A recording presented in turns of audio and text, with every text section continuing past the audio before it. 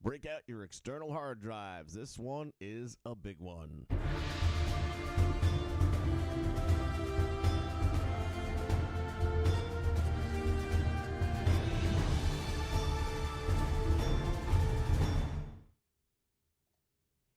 Hey guys, welcome back. Nation Network, Vince McShane, I'm your host, and today they dropped the first major patch for 2K24. 7.53 gigs, I believe, is what it clocked in at. So, what are you getting for all that? Let's dive right into it and take a look. There's certain things, now I'm going to go over their list and talk about the things that they say they took care of. Then I've got my own list that I have been keeping, and we're going to go against some of that. And then there's stuff that I can't check right now because I've been setting up my universe modes for the upcoming week and WrestleMania's actions and all that kind of stuff. So one of the biggest things that I have found in the recent streams, if you've been watching the last couple of streams, then you know, in universe mode anyway, I have applied successfully submission holds that the referee never acknowledged. Wrestlers tapping like a mofo, and referee just lets the match go on, and it's not even guest referee match where you can say, okay, he's swerving them. Nope, it's just not acknowledging it. Unfortunately, I can't put that to the... Actually, yeah, we can. We'll just open up a third one, because I've only got two in progress. So we'll open up a third one. We'll mess with it. So we're going to check all this crap out. But in the meantime, let's go through the patch notes, shall we? Here we go. Hopefully you guys can see this from Reddit. Let's start at the beginning, shall we? Severe stability improvements, general. Okay, that's the one that you always get. They always going to give you that. Audio, added full, create a superstar support for Samantha Irvin and Alicia Taylor. More to come on that.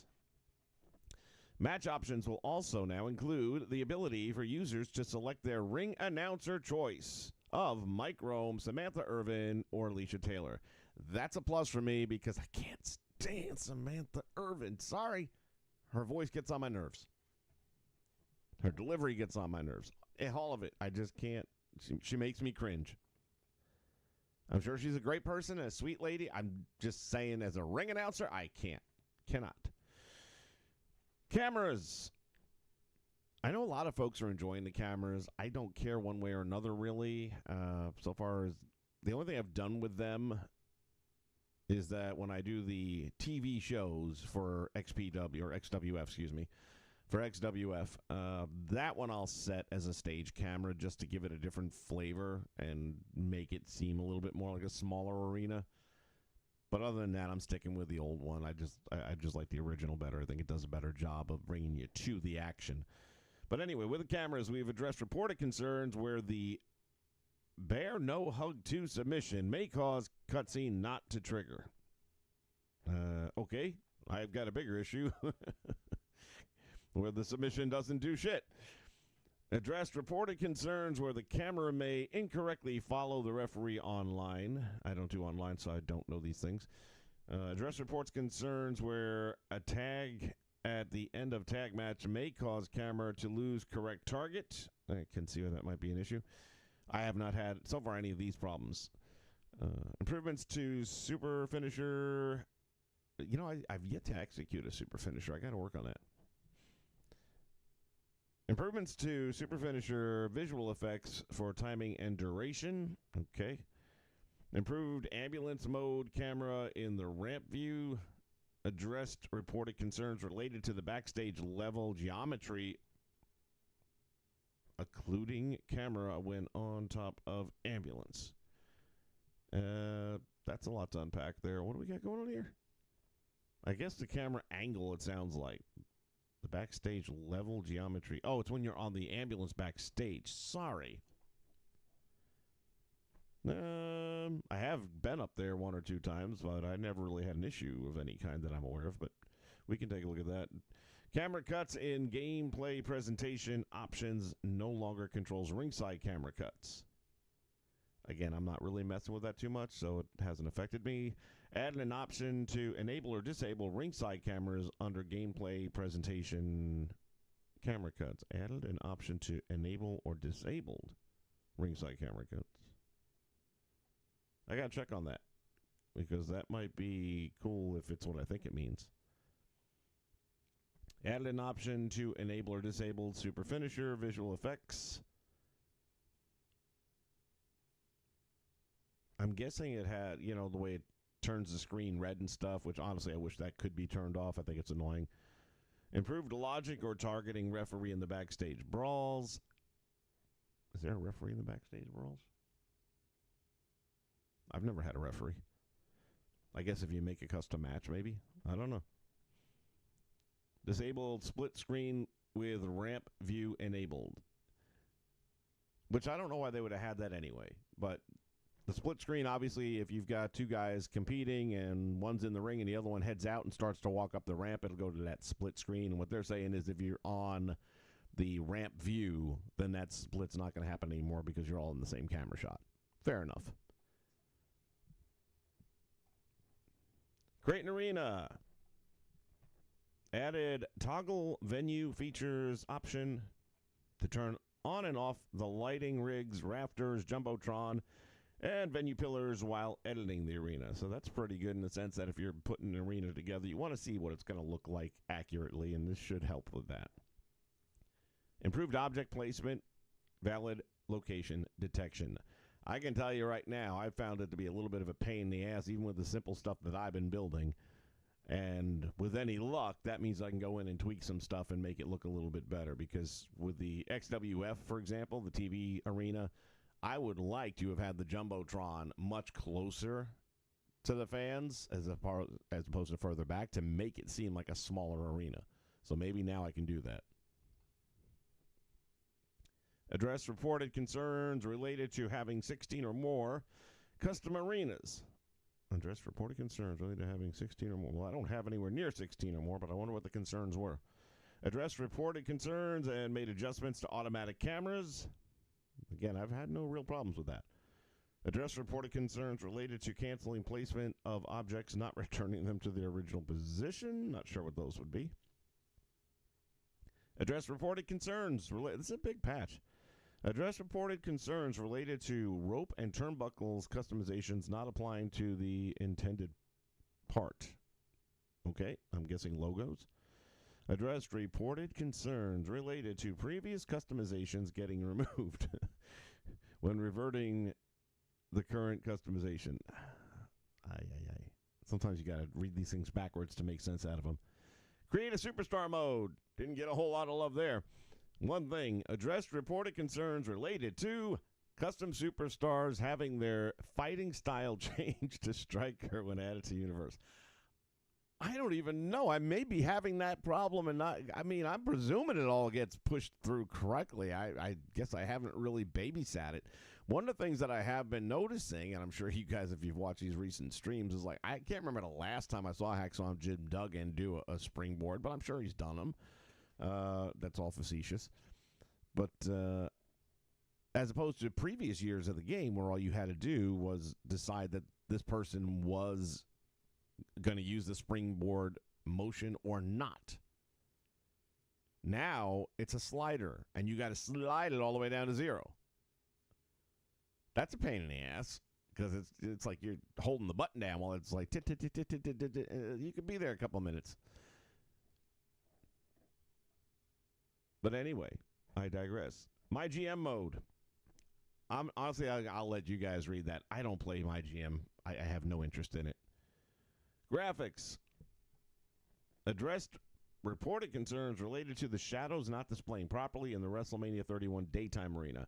Well, here I would have loved to have heard that they worked on the lighting for the friggin' entrances where the guys are all dark and their eyes are just like bugged out white. My faction. Again, I have no interest. I'm not going to acknowledge that. My Rise. Here's something. I've been playing My Rise. I haven't streamed it, but I've been playing it. It's actually pretty good this year. I'm enjoying it, surprisingly. The story mode, not for nothing, man. This would have been a better story mode for them to use in real WWE. It's pretty good stuff. All right, let's see. We have converted 0 My Faction reward. card to a persona card, so 0 can be used in all game modes. Is 0 a person? I have no idea what that even means. I'm guessing 0 is a character. Converted 0 my faction reward card to a persona card. Now, I know the persona cards will give you those elements of the, like they did with Sheamus. So 0 can be used in all game modes. All right, so 0's got to be a character. I just haven't gotten to that yet. Addressed reported concerns related to War Games story in Undisputed, not rewarding the down, up, War Games versions arena. Let me tell you how pissed. First off, I'm only playing this thing to unlock these arenas and things. Although I'm enjoying it, so I'm glad I'm doing it. But then I find out that your War Games arena is that. It's like I want last year's War Games arena, if nothing else. It was a pretty cool arena. I would really like us to be able to make our own friggin' logos and stuff for a War Games arena by this point in time, but I would be satisfied with last year's. But it doesn't look like that's happening anytime soon. Universe mode, finally! They have addressed things related to the Money in the Bank cash-ins. Okay, I've yet to try that, although you never know. Address concerns related to Money in the Bank briefcase. Money in the Bank briefcase missing or being incorrect. Damien runs down. Referee, where's the briefcase? Damn it, man. Shit.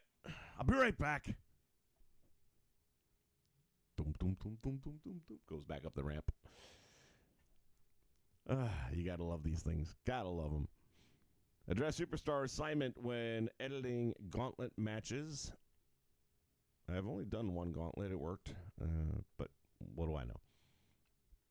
Cutscene issues. Yeah, I can only imagine. There could be several different things that's talking about. Match card consistency. Hello. There's a whole lot of issues with the match card consistency, and I doubt they fixed most of them, but we'll see if anything feels different as we move along. Address reported concerns related to using custom arenas in Universe. I have not had a problem with that. Adjusted the AI cash-in sliders. I thought that was our job to adjust the AI cash-in sliders. And addressed reported concerns related to generating championship matches. I have all my settings to not generate a championship match. Therefore, I have not had any problems of that ilk. If I want a championship match, I book it myself. I don't trust the computer. So those are the majority of the notes there. And having said that, we're going to delve into a couple of things that I'm just kind of curious to see about. And I also didn't see anything in that patch, but something I read online stated that we might have access to some of these WrestleMania 40 personas now that we didn't necessarily have before. So we can also take a look and see how that's looking right now. Boom. And that's a good sign right there that it's making me do that again, because that tells me that we probably have community survey. Take 3 minutes survey. Let us know what you think. Okay. Be careful what you wish for. Faction wars. I don't know. Should we do this now? Let me do it. While we at it, man, let's just go all in on this thing. Pardon the pun. It wasn't. Oh, go back. Where you going, man?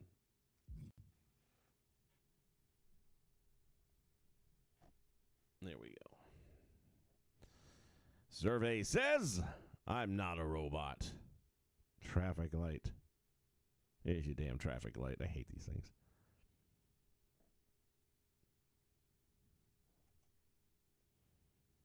Okay. I'm not a robot. Where's the damn survey? So far, it is only...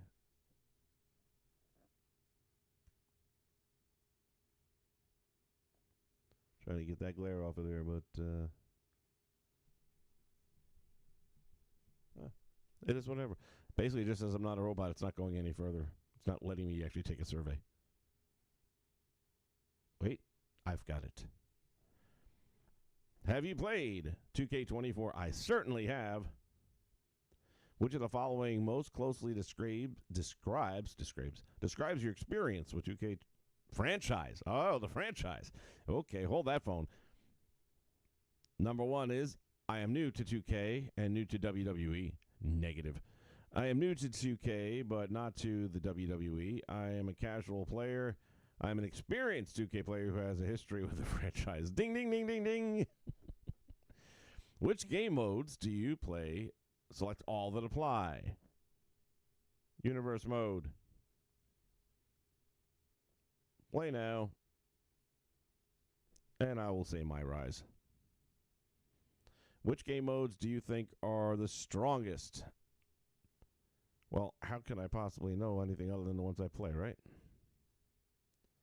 I'm going to say universe and play now. Which game modes do you think are not as strong as others? Oh, you asked for it. My faction. Throw that shit away. Showcase. I'm tired of it.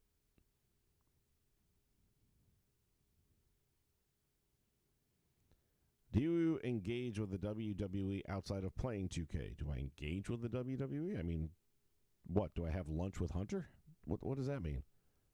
Do you engage with the WWE? I'm not going to any events in the last decade, but I'm going to say no. In the last 12 months, which, if any, of the following games have you purchased? EA Sports UFC? No. AEW Fight Forever? Yes. Can I get my money back? NHL 24, Street Fighter, NBA, Madden, Tekken, Mortal Kombat, none of the above. All right, so I got one on the list, AEW Fight Forever. Is there anything else you'd like to share about your experience? Oh, my goodness, and I get to type. I bet you they're going to limit my characters. Yes, they do. 1,000 characters. I guess I could just like F you, F you, F you, F you, F you 100 times over. Let's see. Is there anything you share about your experience? Yes. Universe mode seems... I love when Siri automatically fills in the next word, even though it's not the right word. Universe mode seems to be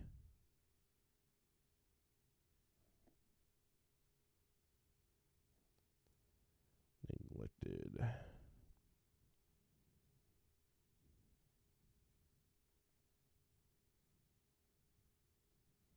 In favor of GM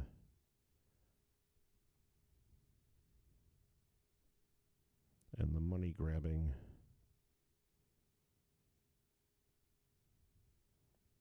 by faction.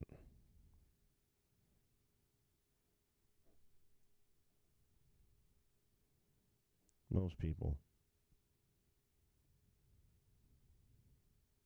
like universe mode.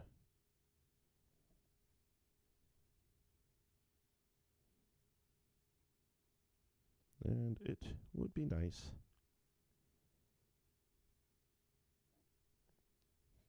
to see it receive some attention. Thank you for your time. You are the winner of 2 tickets to WrestleMania. What? Nah, I'm just kidding. April Fool's passed already, didn't it? All right. There. We told them what we think. Gave a part of my mind, and that doesn't leave me with much at all. All right, where are we at here? Hello, everybody out in the chat, by the way. Juan's here. Primetime's here. Smooth Realism's here. Yeah, it's a big old patch. It's a big old patch. Took like 15 minutes, I think. Thanks, Primetime. I'm having a lot of fun with the XWF. I'm enjoying that one. Panty sniffers. I go straight for what's inside. When we see that smoking, I'm enjoying creating wrestlers. Always fun to do that.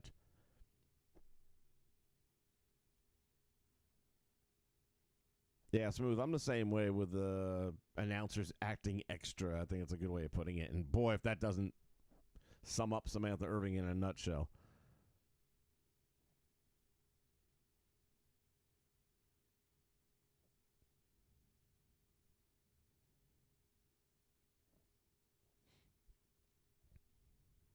Then you don't know if I'm a robot or not. I could be a robot. I don't give a shit about 2K's feelings.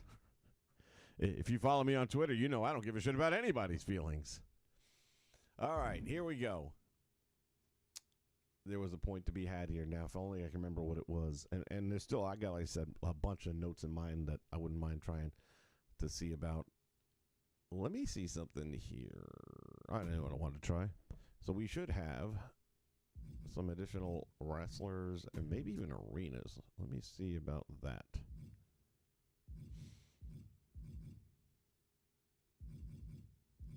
What is it? That's the My Rise Arena.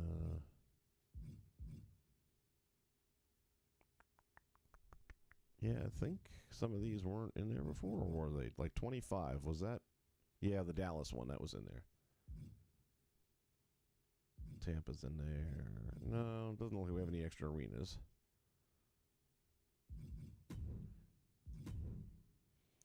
Now, let's see.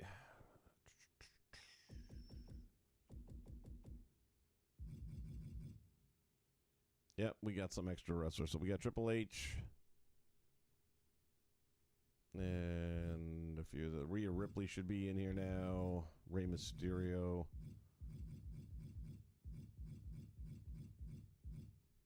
Anything on Austin? Not that we didn't have enough Austins already with 3.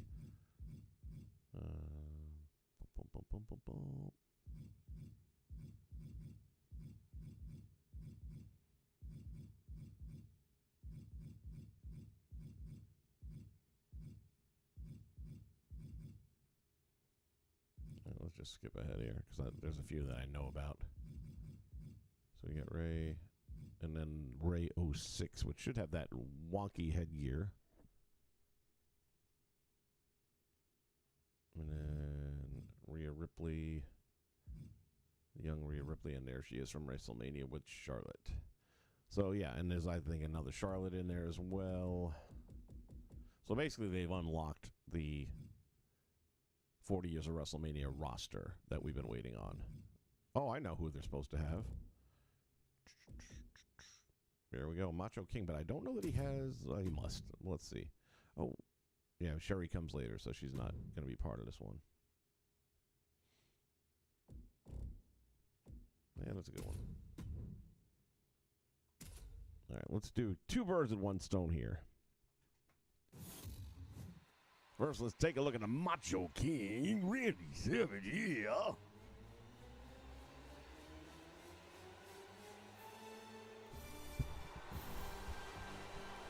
Oh, yeah. Got the crown, got the crown.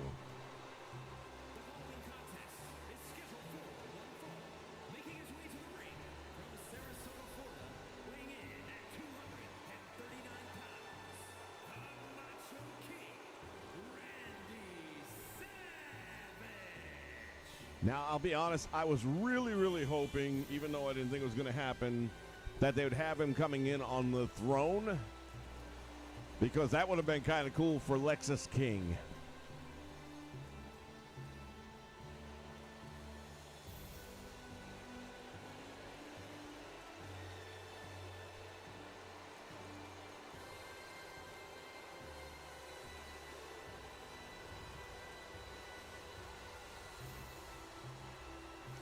Judd's in the house. James Mitchell's in the house.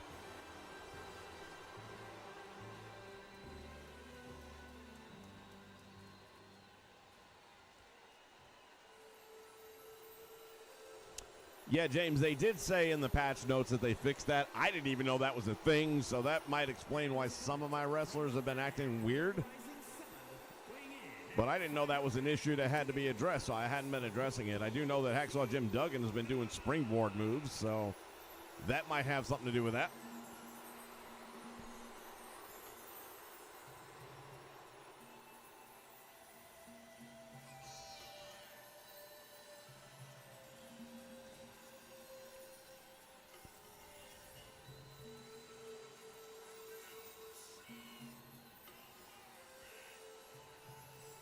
Top rope catching finishers. I didn't know there was an issue with that. But again, I don't do that type of stuff a whole lot.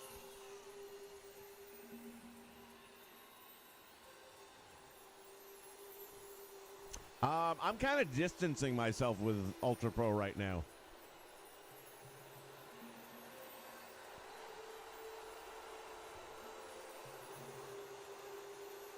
I'm a little bit more into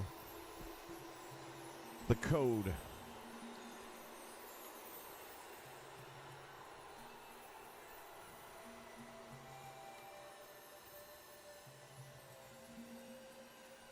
They fix it so when you change the attire to an alt one in the roster, game remembers it. I haven't had that problem, though. When I changed mine in the alt to an alternate attire, it always stayed. All right, so there's a look at Mach now. Let's wear this boy down a little bit and then try a submission hold outside of universe mode.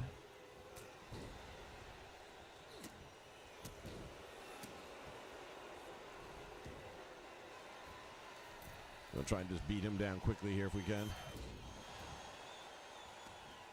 Not looking for a competitive match, just looking to wear his big ass down. Let's go to work on these legs. Let's get these big old drumsticks weakened up. Down goes Zuna.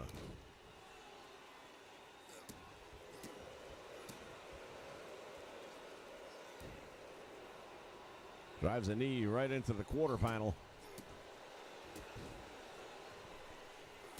Taking this man on the size of a Buick. Damn, talking about a squash match.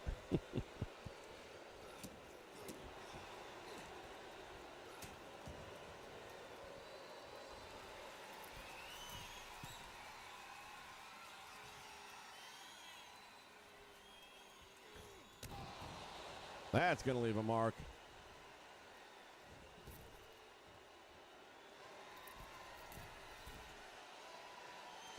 Oh, yeah.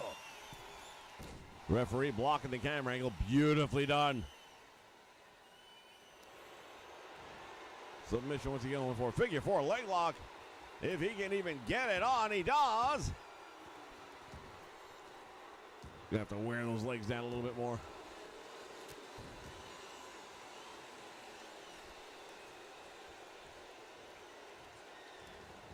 Behind you, big man. Oh, back body drop that Macho Man out to the floor. Here's some. Here's some. A running elbow. Dusty Rhodes will be proud of that.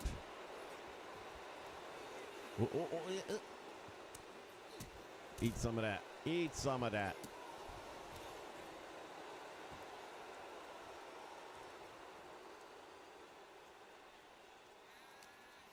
Back in the ring, fat man. Oh, trying to reverse me.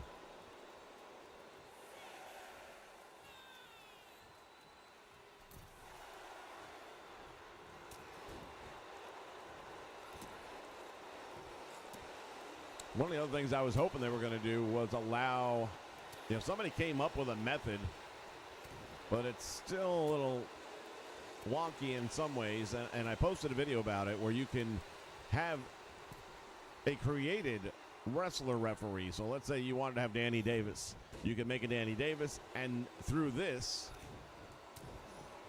custom-made arena that's been hacked, you can assign, let's just say Danny Davis, for example, as the universe mode or story mode, whichever arena you sign to that one. And he would be the show referee, as opposed to having to use him as a special guest referee. But the problem with it is, as I mentioned in the video, I think Whitaker is the one who made it, is that you have to know what cost slot the individual is that you want to use as the referee. So if I have Danny Davis in the game, I have to know which cost slot Danny Davis occupies. And they're all listed alphabetically, not numerically. And I have yet to figure out how to find out. So short of downloading 47 of these arenas to find out which one is his, And I got a funny feeling his would be higher than 47, and as of yesterday, he didn't have arenas going higher than that. So I was kind of hoping that they were going to do that here and allow you to use any wrestler you decide you want to. But it would be nice even if it's just create a wrestler or create a ref and have them show ready. But I don't think that has happened. But the thought that I don't have to listen to Samantha Irving is a plus.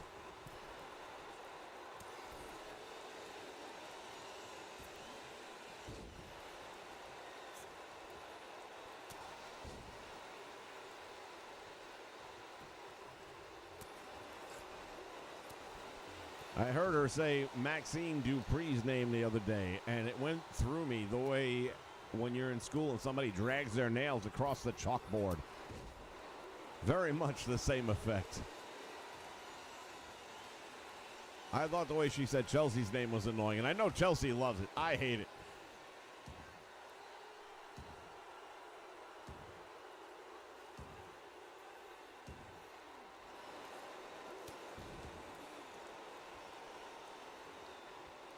Gonna come back for it. Gonna come back. Ooh, shit.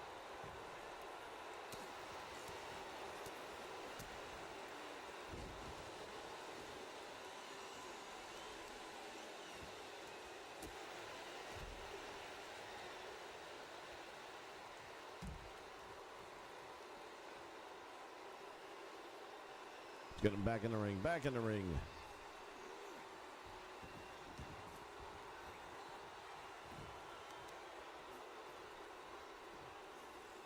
The hell? That doesn't look good. Yeah, that could happen.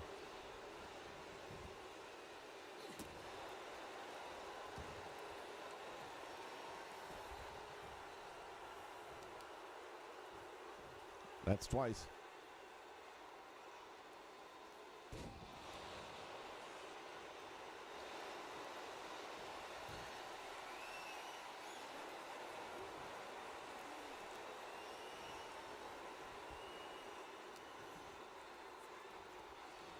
Shot to the midsection as if you could miss.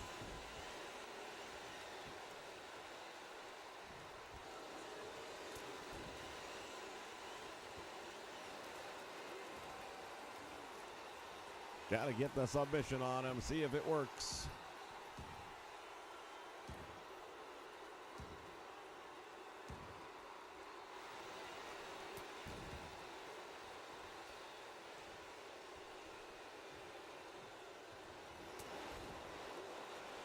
All right, let's try something different here.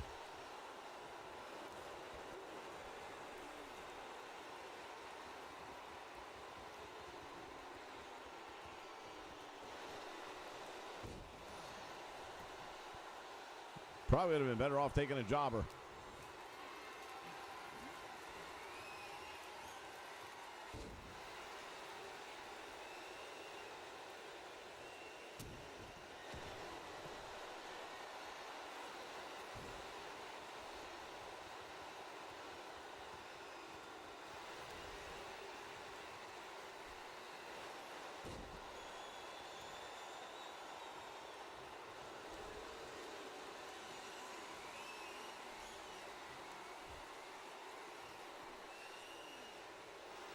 Man, son of a bitch will not submit.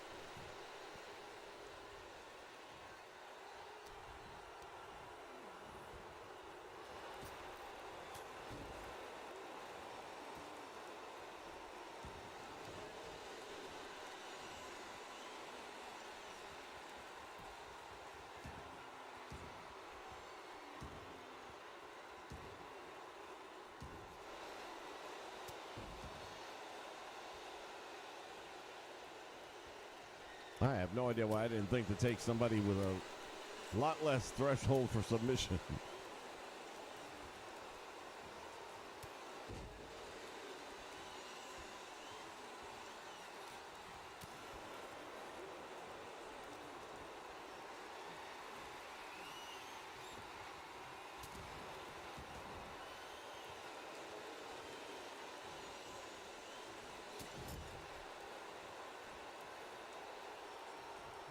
Irish whip into the turnbuckle. The big man goes, follows him in.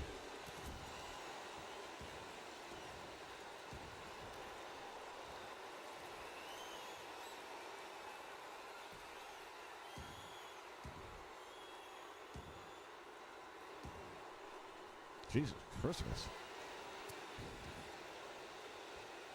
Like mate gaining no ground whatsoever.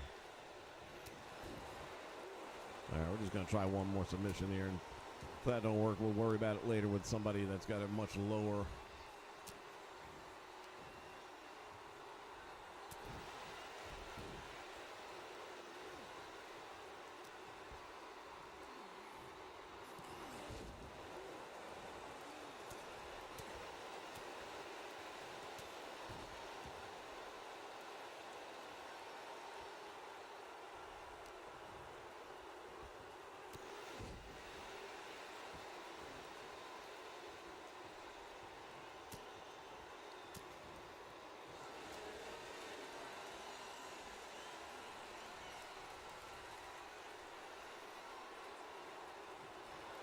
All right, fuck it.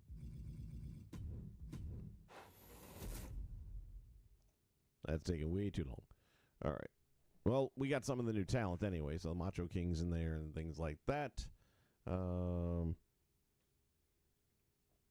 Let's see. Scott W. in the house. Welcome aboard.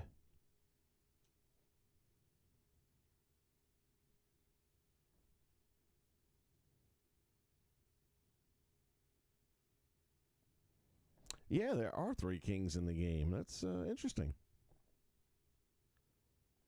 And we got Booker T, which you could always dress him up and make him King Booker.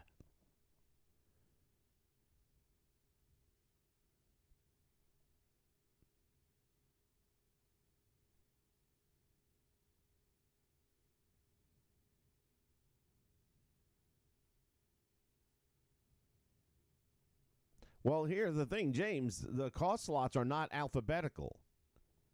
They list them alphabetical, but so far as the number that they represent, it's not the same. And I don't know any way to pull that information. I tried a few different things that I could think of. So short of, it's like I went with the counting it, and I believe I had someone in slot 37 I was willing to try.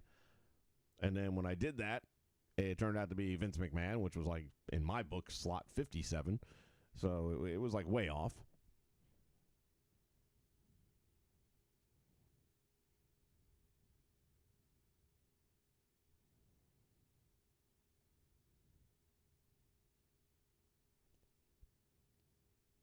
Yeah, the Hebners would have been good to have in.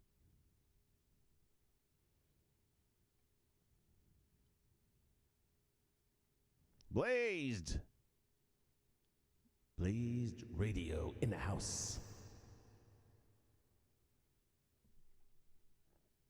Yeah, they always fix everything with the patch, man. You know this.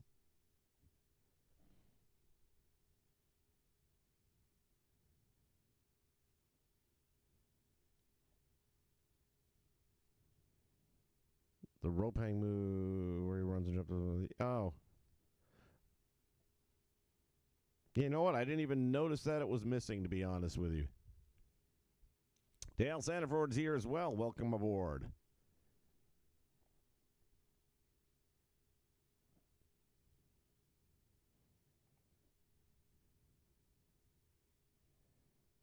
So we were talking about the springboard thing. And yeah, that, I guess I didn't realize this was a thing. I'm presuming when I downloaded this, because these are some of the top content creators that I'm using, I am sure that they had all the settings and the sliders where they needed to be. But apparently when you were taking your created wrestler and importing them into universe mode, it was automatically setting them to be strikers no matter what they were in. So I did not realize that was a thing, and I was not looking to, make these changes. I was actually just getting ready to change Duggan's today manually, figuring that it was just the way I downloaded it. But, yeah, we'll see. And that's the great thing about 2K, man.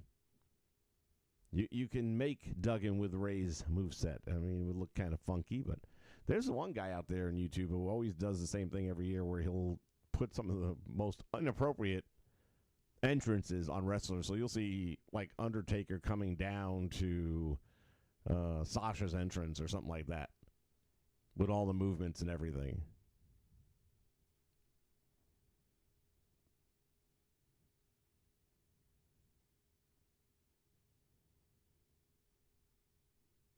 Yeah, I had to do the survey because it gives me a chance to say something, even though I know they're not going to do shit with it.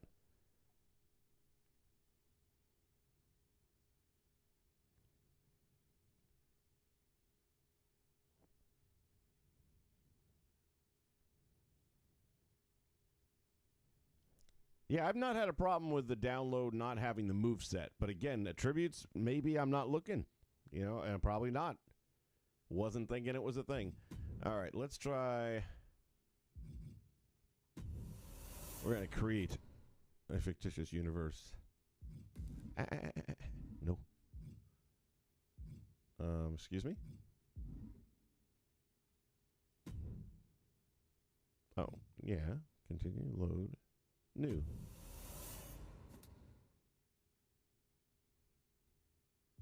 Thank you. Okay, I wasn't going there for a second.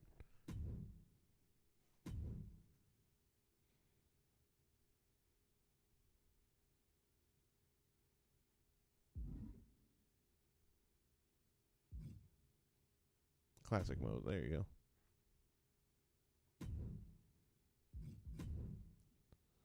go. Okay. Let's go.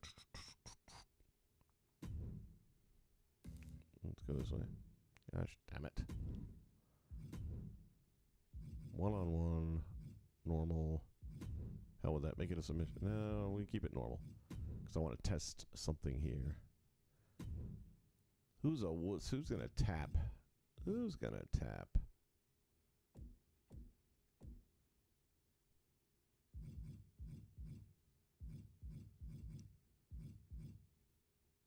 That almost feels Yeah, why not?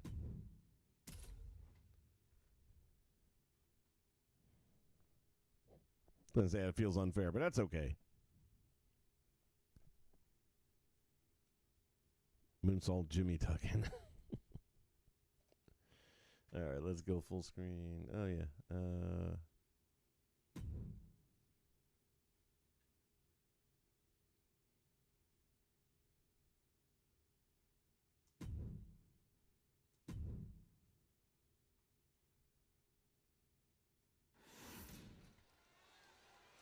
Welcome to Monday Night Raw. All right, we will skip the formalities because I really just want to see. Because this has been annoying me in the last couple of streams. I thought it was a one-off, but now it's happened on a couple of different occasions. Now, even if it does work properly here, then the next thing is to see if it works in created shows in universe mode.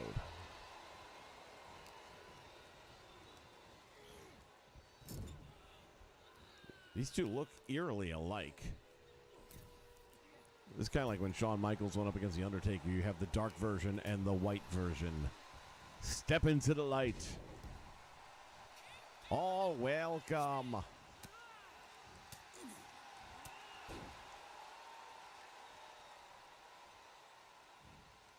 McCoy, when are we doing our thing, man? We got to put the finishing touches on this thing already.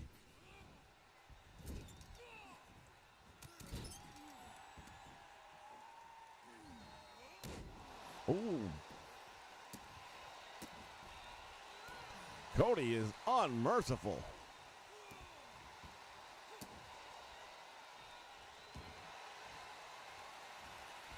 Going after the arm. Oh, wrench it back on it. A little early in the match. Let's wear him down some more.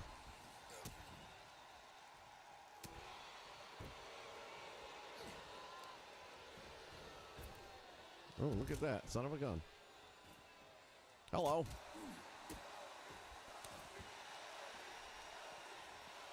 Boom. Boom.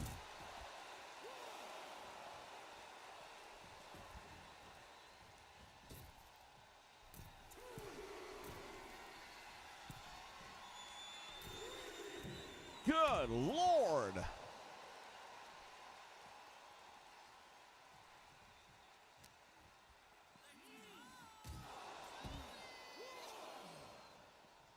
I do like the fact that the sound effect is different on the ring post when it has the LED versus when it doesn't. Because you would have got the gong effect right there.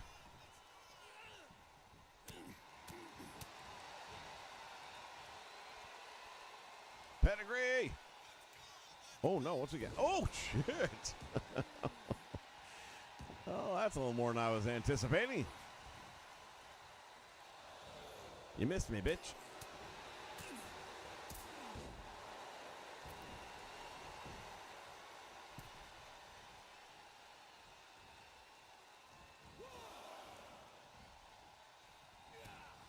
Oh, nice move. Sneaky son of a bitch. Come here. Come here.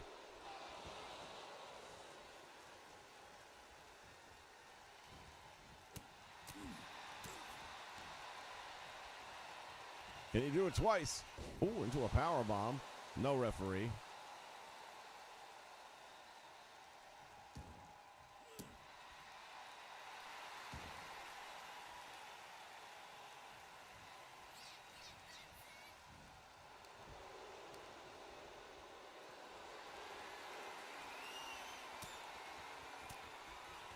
Take that. Take that.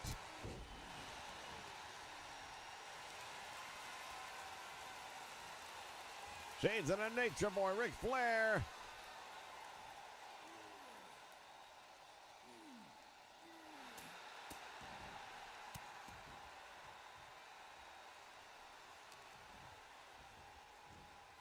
Let me see something. Can I...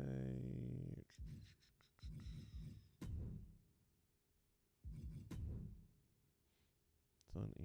I can't change anything anyway, though. I was going to say submissions. Alright, let's see if I can, while in game, if I could change the submission levels.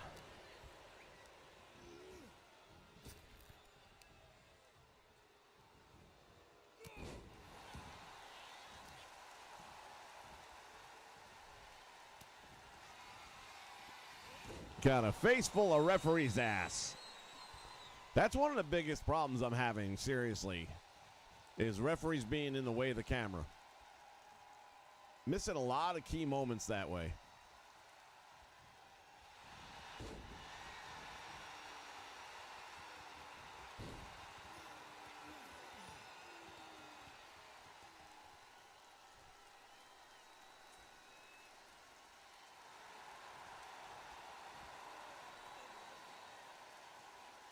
Starting to get some work done on the legs, so let's kick the shit out of those legs.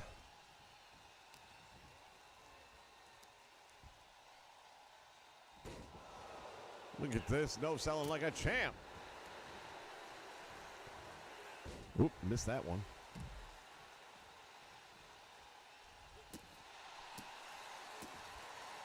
All right, we're just going to go to work on these legs.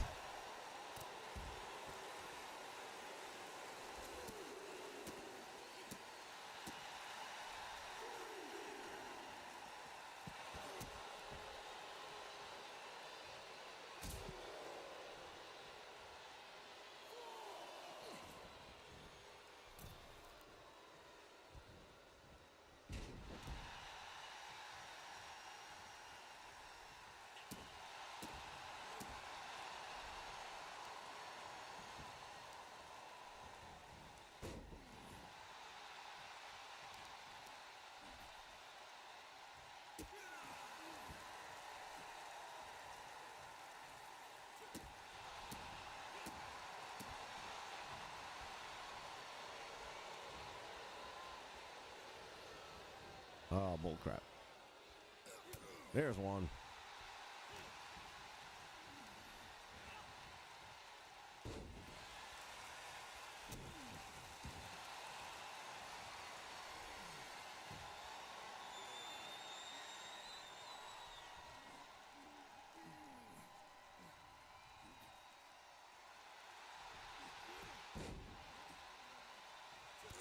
Need to get one of those old controllers on like the Super NES days where you could put that rapid fire setting on there and just hold the button and let it do all the work.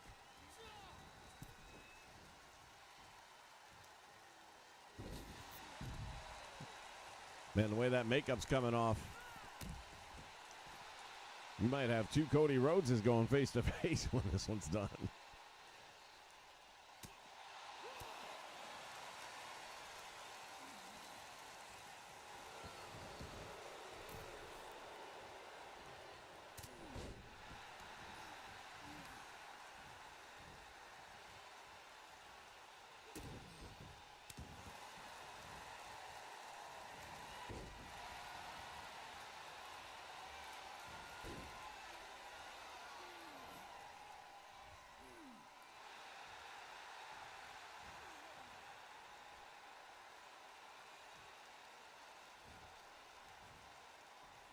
This is getting monotonous.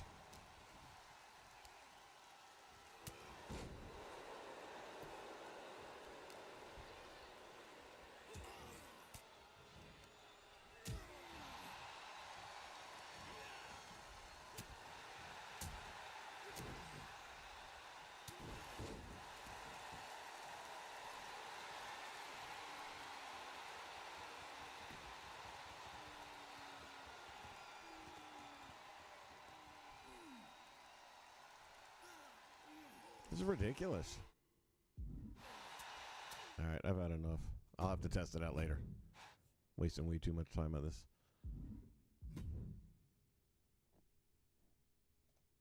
All right, let's see what else we got here.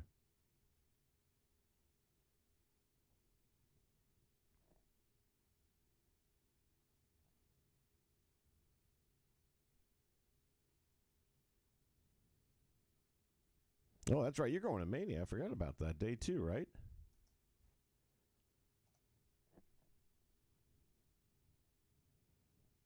Dusty Rhodes versus the Midnight Rider. Yeah, pretty much same thing.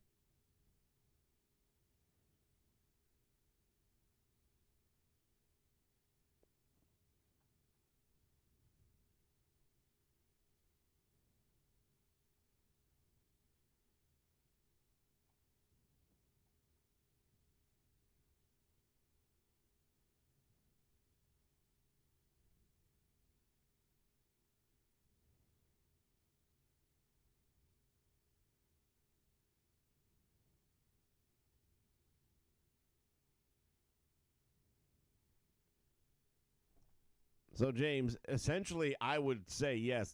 If you delete every, well, you know what? I'm not going to go. I think so, yeah. I think it would be.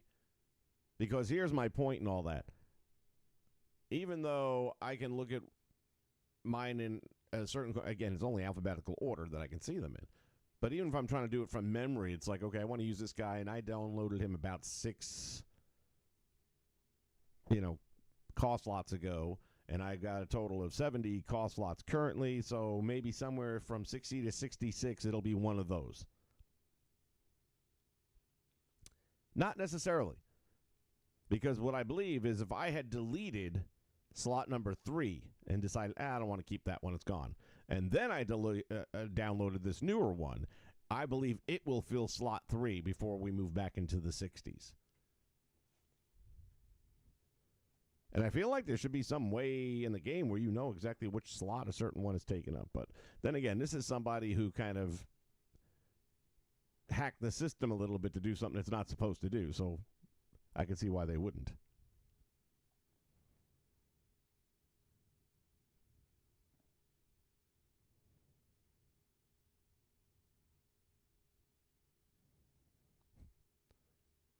Scott says that they're invisible when you use the Sammy and Kevin show entrance.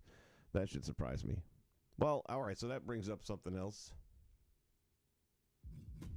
We can do this. Here's another thing that's missing this year, which sucks. You used to be able to set right here as to whether it's going to be a slow match, a fast match, or a squash match, that kind of thing. You had those 3 options, regular, squash, or long match. And you don't have that anymore.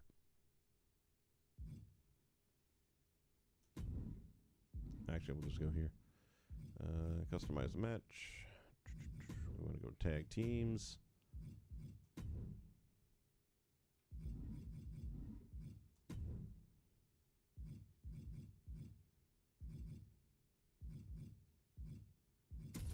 All right, I'll go this route.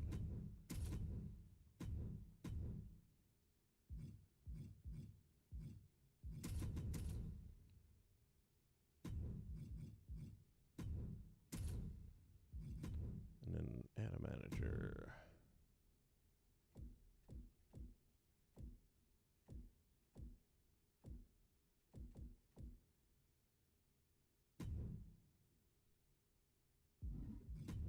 Shouldn't matter who you add, to be honest, but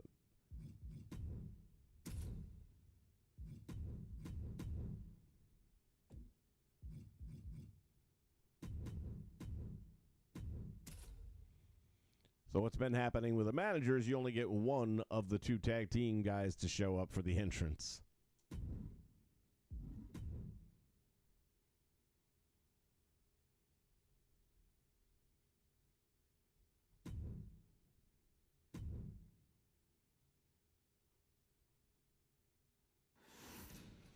So let's see if that's still a thing.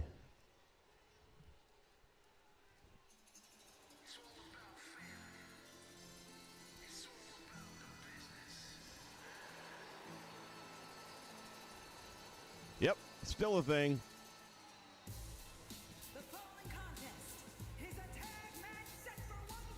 It's a tag match with only one man.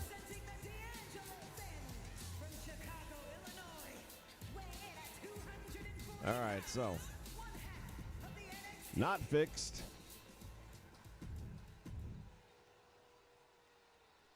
Which makes me figure that the submission issue is probably still there as well.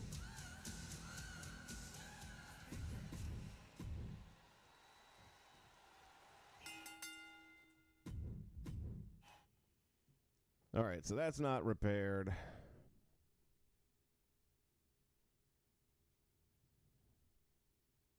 Universe calls are all strikers. There you go. Tell me again, what did they fix?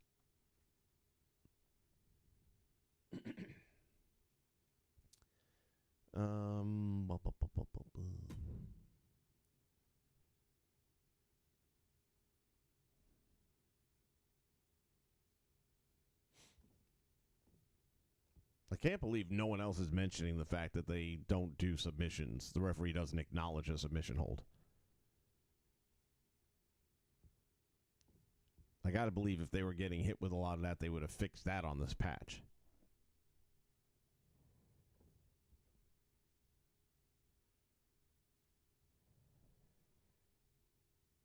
Well, it's not just the fact that you have to fix the striker thing. I think if you switch it from striker to some other thing, doesn't it mess with the movesets?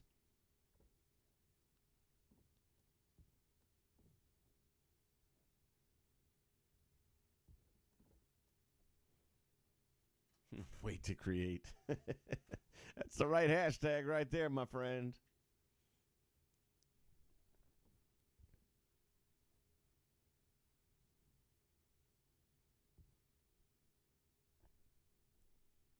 Hooper, slow hand if you please. Was not aware of hair disappearing. And yeah, the lighting, I'm sure, is still fucked. I'm just going to presume. Get me out of this.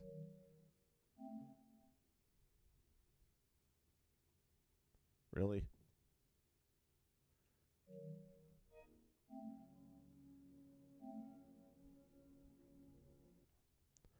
I'm just going to presume that that's not fixed. So other than getting some WrestleMania 40 content with the wrestlers, which, again, it's cool to have those.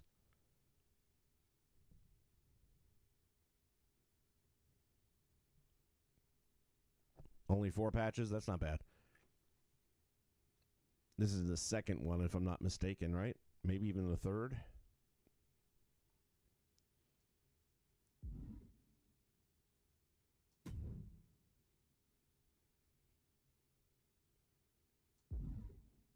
I take the survey again and say your patch sucks. You didn't fix shit.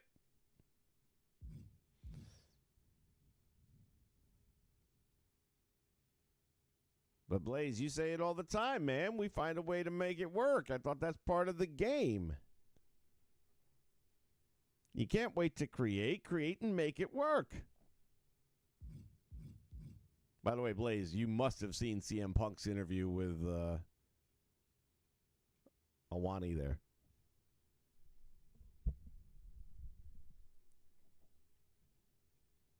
I don't have to tell you that I'm not a massive CM Punk fan. There's moments where I like him a bit, and most of the time I really don't. But the justification and everything I've been saying about AEW for how long, and to hear him saying everything he said, I was like, okay, I'm good now. And I love the fans of AEW and how they've turned on him so quickly. They thought he walked on water when he ended his 7-year hiatus and came back to wrestling in AEW. And that's right, we got Punk, and he's the greatest thing, and we're going to blow the roof off this. What? He said, what? Oh, we hate him now.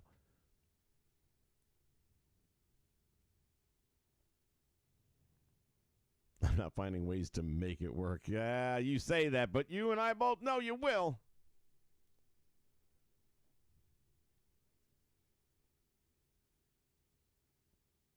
Oh, my God. Everything he said about Tony Khan just made me warm and fuzzy inside. That was the nicest way I've ever seen somebody buried, ever. I like Tony. Tony's a great guy. He's not a boss. He's got no business booking matches. It's like just, oh, my God, chew him up, spit him out. He's not in control of anything. They're only worried about having matches. They're not worried about getting ratings or selling merch. My favorite quote, and I'm going to paraphrase it best I can, is if you are a wrestler who's happy having a 5-star match in a 3/4 empty arena, then you and I are not in the same business.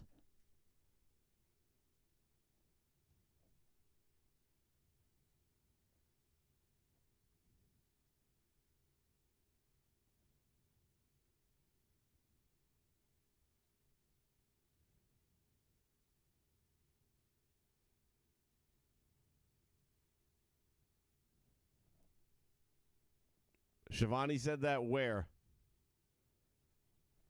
Look, Shivani's always been the corporate guy who just regurgitates whatever they feed him in the headset, right? That'll really put asses in the seats. All right, well,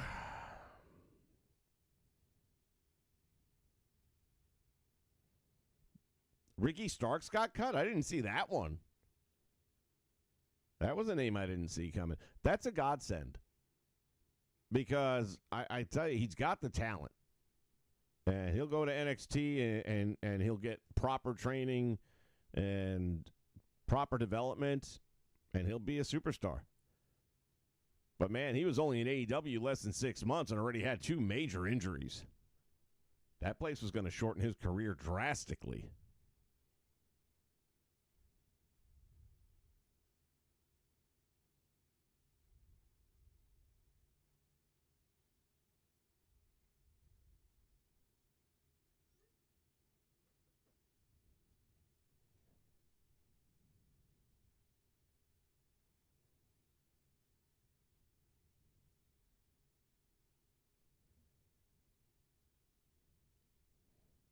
He's the grumpy old guy, but he still comes across as a barista from Starbucks.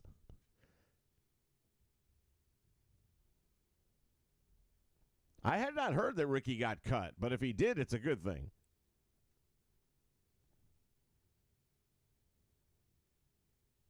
I mean, if they just cut the talent they haven't put on TV in the last month, that would be like 40 guys and girls at least. And if you're not using them, what the hell, man? Let them go. They'll be better off going to places like Impact, New Japan, MLW, WWE, NXT.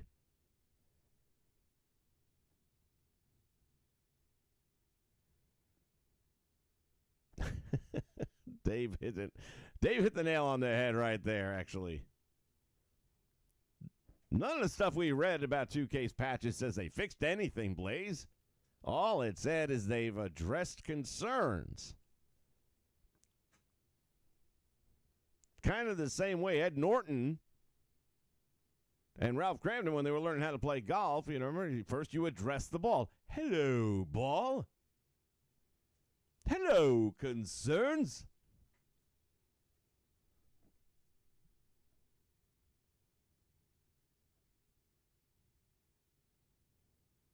No, I'm not the one that said Ricky got cut. Somebody here in the chat, a few segments up here.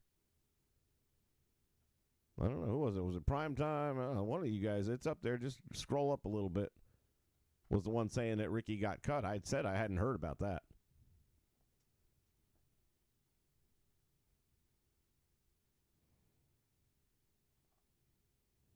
Keith Lee, he's damaged goods, man. Nobody gonna touch him now. Miro can come back and still have a really good run. Keith Lee, I can't imagine WWE would want him back. I just don't think there's enough upside to him at this point. And the worst thing he could have ever done was gone that white look with the beard and all that stuff. That was terrible. Made him look like an old man.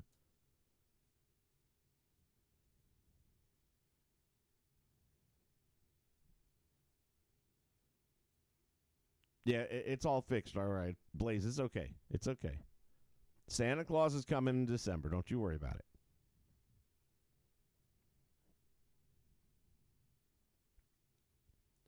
Well, no, Smoothie wouldn't injure himself in NXT or WWE because they wouldn't allow him to do that stupid shit. And he wasn't doing that stupid shit in NWA. He was doing a really good job back in NWA back in like 19 and 20 when he was in NWA by being a wrestler. And he was honing his craft. He was also in, whatchamacallit there, Pro Wrestling from Hollywood.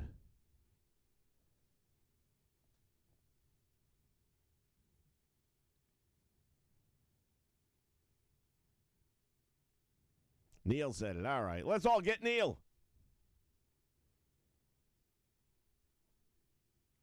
Either that, Neil, or you're reading something from 2 days ago when it was April 1st.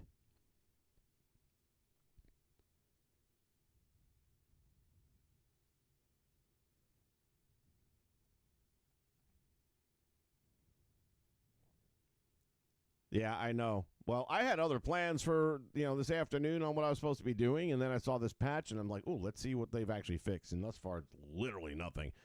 Now, I can go over some of my notes here. I was going to save this. But in a nutshell, tag teams cannot enter with a manager, or else you'll only see one member on the screen. In universe mode, a number of matches is set to 5. But, yeah, I'll set up a show to have a maximum of 5 matches, but then 7 show up. Or better yet, I will book 5 matches. Like they've got 5 matches. I hate all of them. So I rebook all 5 matches. Save it. I'll play it tomorrow. Come back tomorrow. There's 12 matches now on the card. The 5 that I made, and they're scattered about. And then the rest that are just added in. And that happens all the damn time. Still does not save title matches and other bookings in universe mode if you back out of universe mode. So I'll set 3 title matches up. Shut it down, say I'll play it tomorrow, come back tomorrow. The matches are still there, but they're not title matches. I have to go back and rebook those. And that's been forever. Does not save the latest. Oh, yeah, this is a new thing. It doesn't save the latest pose for your created wrestler. So if you don't want to use a thumbnail, you don't want to burn up a image slot and just want to go with the pose, and then, well, that pose sucks. Let me give him another pose. And then you change it. Whichever the pose is when you first save that created wrestler, that's it. And you can change it all you want and save it all you want, but what you're going to see is the first pose. And I highly doubt that's going to fall high enough up the ladder of important things for them that they'll ever address it. Mentioned this earlier that you can no longer set the match length, meaning fast, normal, or long. If you're doing like Blaze, you'd know as well as anyone, I guess. When you're simming a match and a wrestler brings another wrestler over to the turnbuckle for the 10 count where you're ramming their head into the turnbuckle over and over again, in my experience, it'll hold the head back like he wants to and then never actually do it.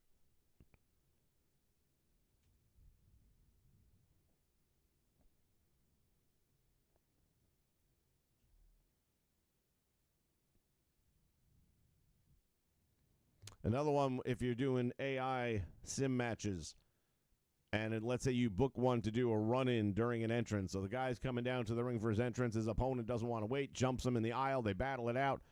There's generally, I think it's maybe 2 minutes, maybe 3 minutes. If you're battling ringside area for 3 minutes and don't get into the ring, it deliberately or automatically goes to the cut scene where the referee comes out and basically calls the match off. With AI, it doesn't do that. It just freezes the whole freaking thing up.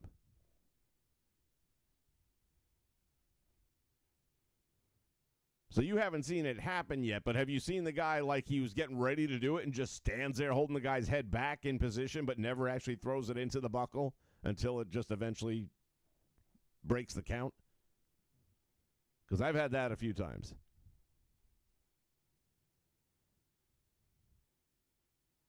Downloaded crowd signs not appearing. So I downloaded a Sabu and 4 Sabu signs that this guy made that were all really good. And I'm playing 3 matches in a row, and not one time does the custom-made sign show up. Now, if I change the signs around and use in-game content, that will appear. But the custom stuff never one time showed up.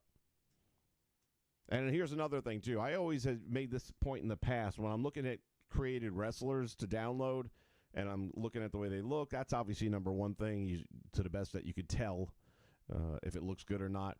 Then you move into the next screen over, and that's where it's going to show you things like their signs. And I always want to see that somebody made the effort to change the signs. And almost all the time now I'm seeing that it's the same signs. Well, I'm starting to realize that because that's just the way it does it. Even if you did change the sign. So I did with mine, for example. I uploaded Jimmy King. And I changed all his signs. But then when I go, and by the way, you can find my stuff by going to One Nation, the number 1, the word nation, on Community Creations, and you'll find my stuff. But when I go there, and I look at Jimmy King, and I switch over to the third panel, it's the original signs that every single call comes with. And I'm like, what the fuck? And I went back, and sure as hell, they're changed in my game. So, again, it's 2K being 2K. I mean, I've given them a lot of passes this year. I really have, because of all the little tweaks and changes that were positive about the game.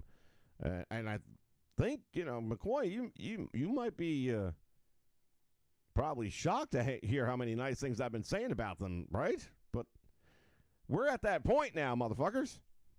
How many years? Arena weapon selection is from... Yeah. So 90% of these in-game arenas are going to give you a kendo stick, a table, and a chair. And that's it. You don't have the option... even in create an arena like you had in the past. Let's do this real quick. Creation. Arena.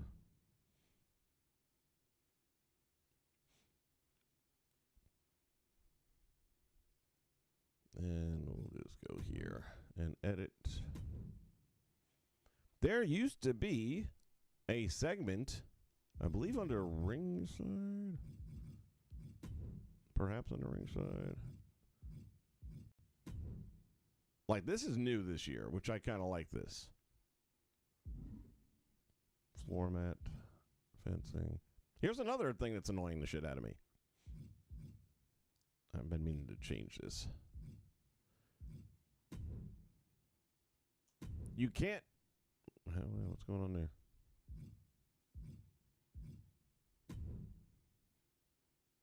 Really? All right, let's go this way. And now let's go this way. There we go. You can't change the color of the guardrail. I would like it to be silver or green or purple, like in the past. Nope. Black it is. So what I tried doing is taking the square logo image. What the hell is this one? Oh, yeah. and basically painting it on there, but then it doesn't go all the way. And it doesn't even look right at the end of the day, even if you put a metallic finish on it and all that. But I'm like, what the fuck? How am I not able to? Side, hold on a minute. Yeah, no, that's not. Yeah, so basically that's all you're going to do is you're going to add an image, if you want to try and paint it. But it comes out looking kind of hokey. So you're stuck with black.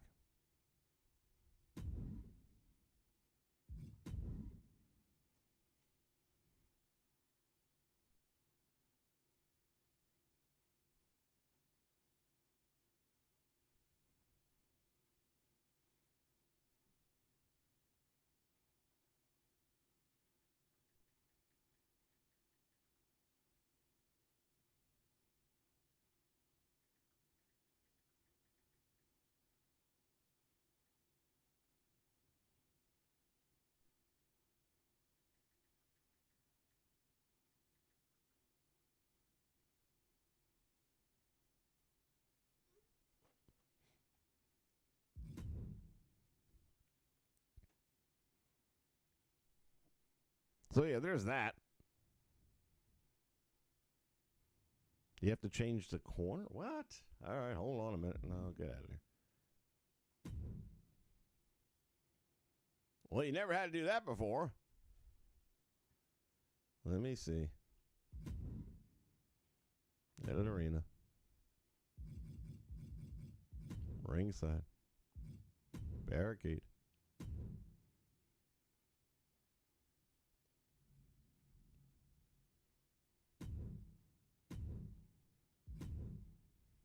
Corner.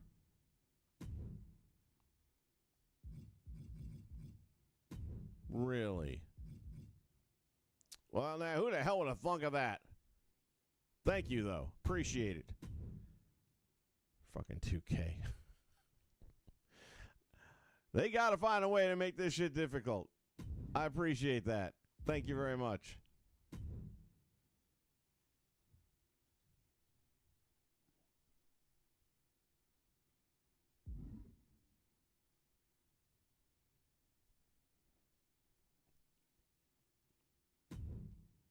No, I was not aware of that. And there's some other feature. Was it create a superstar? Where you had to go into some obscure place to fix the other. I think it might be in. It's probably still in the arena, but it might be something to do with stage construction. I can't remember what the specific was. But it was kind of like that. You had to go into some completely different area to fix the thing that should have been fixed in the main thing.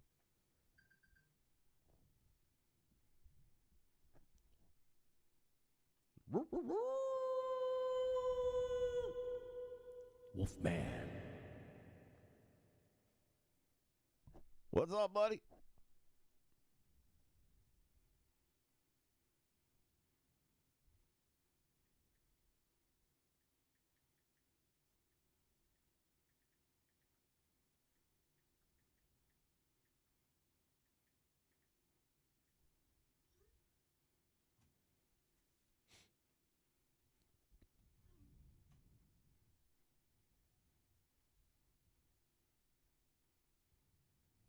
Yeah,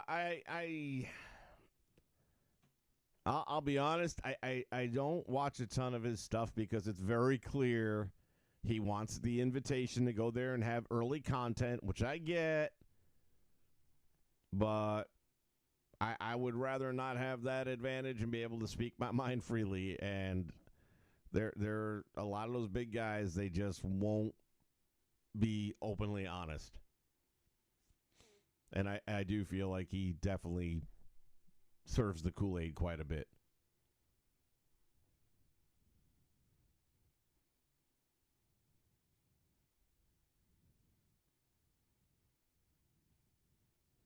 Yeah, this year I actually started writing them down, Blaze, because I want, to see if any of them do get repaired. And at this point in time, just to see, like, are you ever going to address it even next year or what the case may be?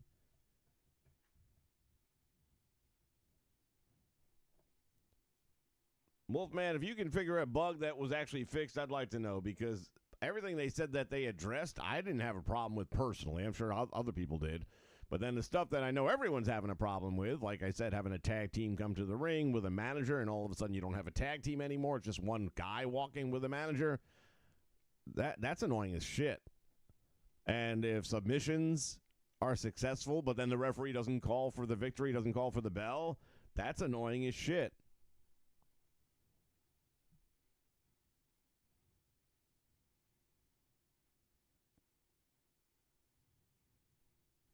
I'm glad you guys are seeing the same thing I am. I thought maybe I was just being a little... Yeah, I think Matt's done a real 360, or 180, I should say. Done a 180 since hitting that 100,000 sub thing. I think it's gone to his head. He's still a nice guy in his own way, but yeah, I'm not digging him. I purposely try to limit how many of his videos I will watch just because I don't want to support the channel. I still like Smack Talk. He's always been a little bit of a bootlicker, but he was never anything else. He was always that corporate type guy and always politically correct and all that kind of stuff, so he hasn't really changed. I have felt a huge change as well, but I'm glad I'm not the only one now. It makes me feel better.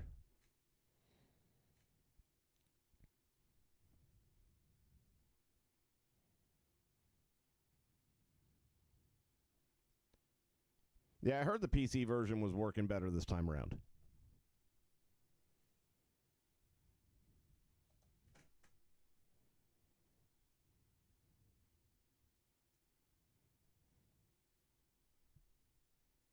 Yeah, I had interaction with him a while back, maybe a year and a half, 2 years ago even. And I don't know that it was about being on the show, and it may have been, but there was something else. And it wasn't like he was a dick about it, but he definitely was to himself.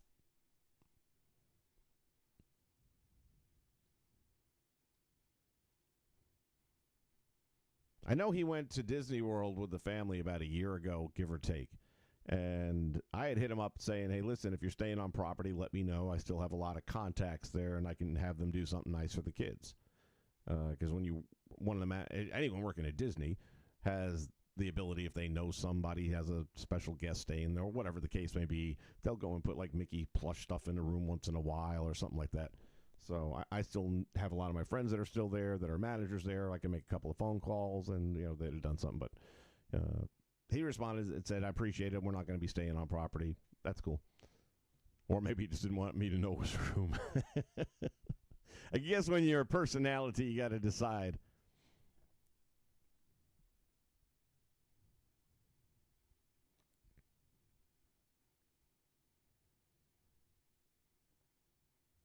Yeah, Dave, there's some truth to that.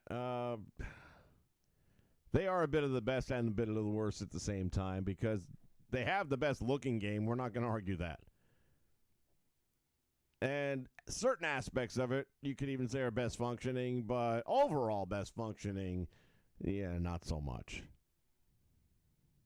They did fix that ring announcer bug a long time ago. So it doesn't announce names 100 times anymore. That was like the first couple weeks the game came out. And from a creator's standpoint, it's still the best game out there, even though they have taken backward steps so much. Because, again, I was doing so much 2K18 leading up to this. And just the ability to morph different body parts to make them more accurate. And now you don't have that.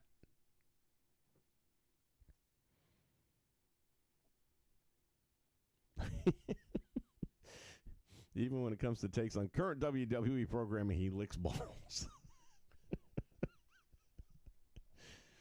Yep, I'll lick that for you. Like a German shepherd.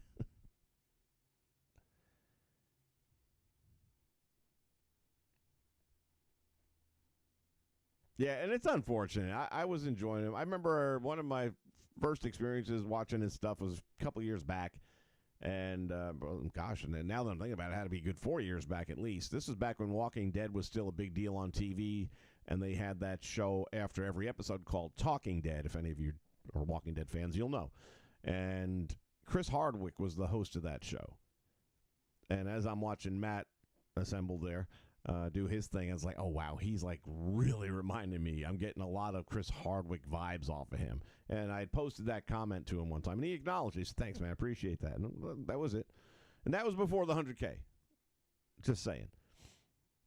And even today, there's a lot of his mannerisms, his speech pattern, things like that, that still reminds me of Chris Hardwick. The nerds out there, you're going to know who Chris Hardwick is.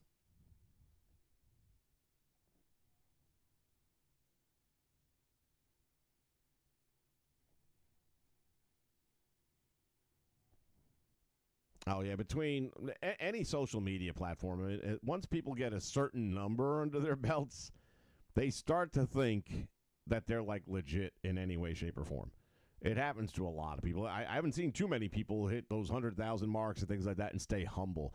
The ones that do generally are very successful. CVV, perfect example. Guy is as down to earth as ever, totally appreciative of everything, doesn't act any different now than he did back when he was at 20,000.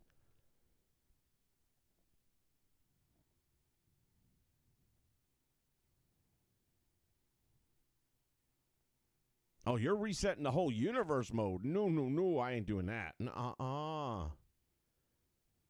And that's something, man, how many years until this gets fixed? Can I please set a tag team up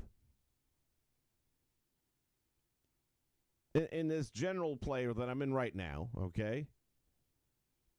And import it to a universe the same way I do a fucking show. Why do I got to remake the damn tag team twice?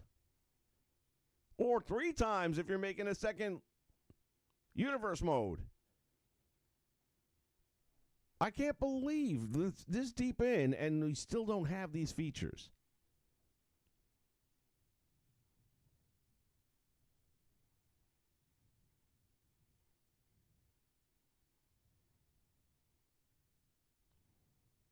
Yeah, they're saying you can select the announcer now. Let's try that real quick here.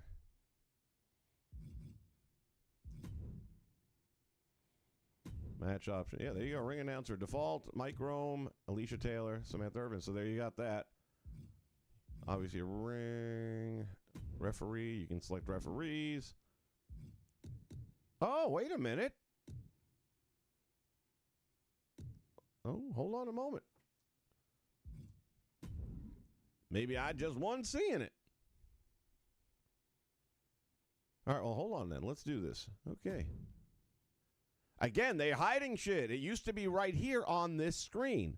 Why you go fucking moving shit around when everyone's used to where to find it? This is the same as that fucking corner for the guardrail. 2K, you guys can't get out of your own way. You do so much right with this year's game. And then you gotta fuck with little shit like this that makes people like me go crazy. God damn. Change for the sake of change. It does nothing to improve the game. All right. Let me get Bret Hart. He's a submission specialist.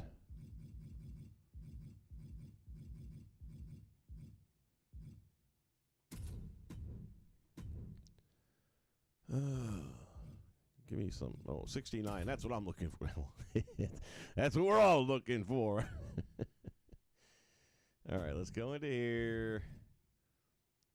We'll keep Adrian Butler, sure. Special, normal. Oh, wait.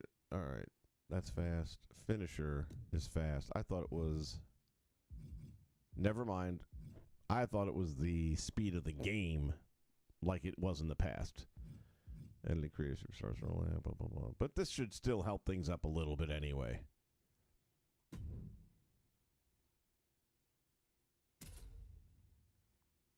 I thought it was game speed, not so much finisher speed.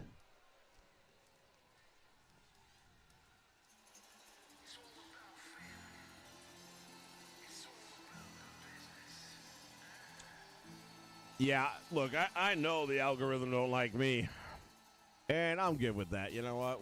We got our little group here. Right now, we got 80 people that have stopped by to say hello here for this one. It is what it is. I mean, I'm not going to be quiet about things that are important to me.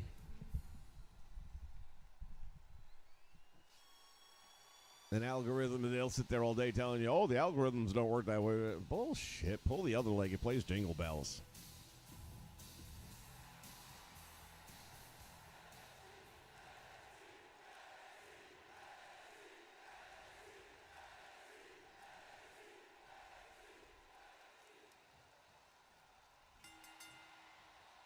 Come here. Come here, Guido. Welcome to the new FBI.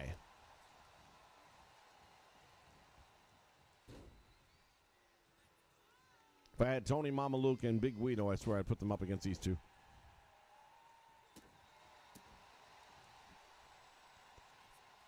I don't know if it's just me or not, but every time I do see them on NXT, I think it is just a knockoff of the FBI.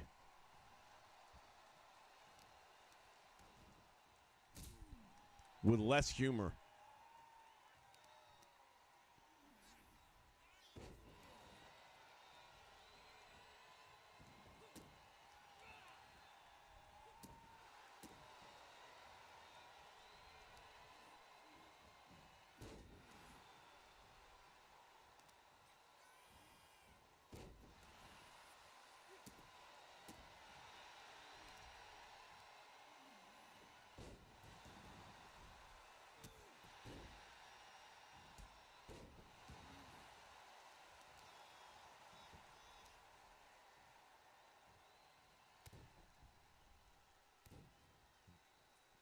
Break it off and take it home as a souvenir.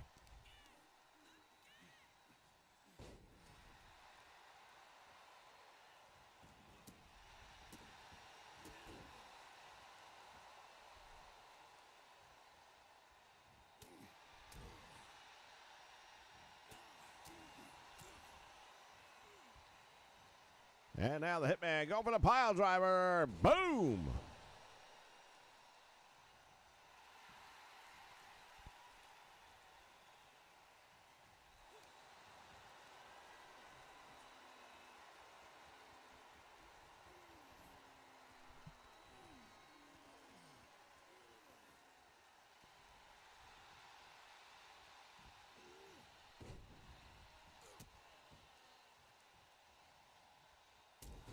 Oh, now you're just going to piss them off, man. Why do you want to do that for?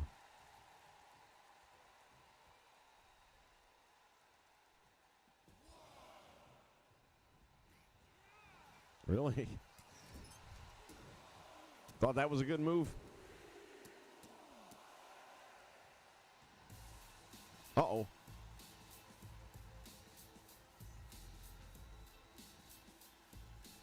The Don has arrived. Stick around. I'm about to make your bitch tap out. Damn, missed two opportunities.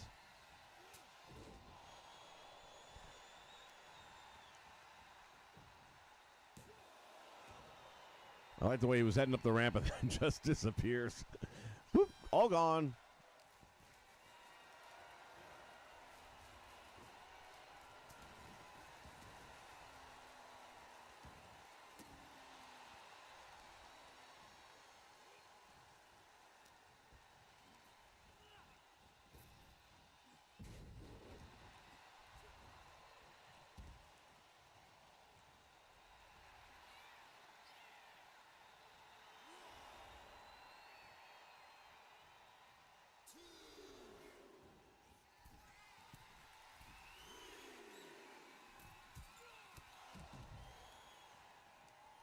Down across the back.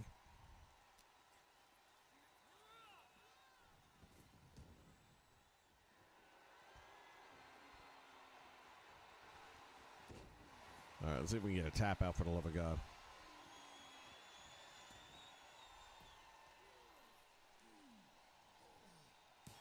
All right, well, that worked. Now let's try it in universe mode. Because in universe mode, it doesn't.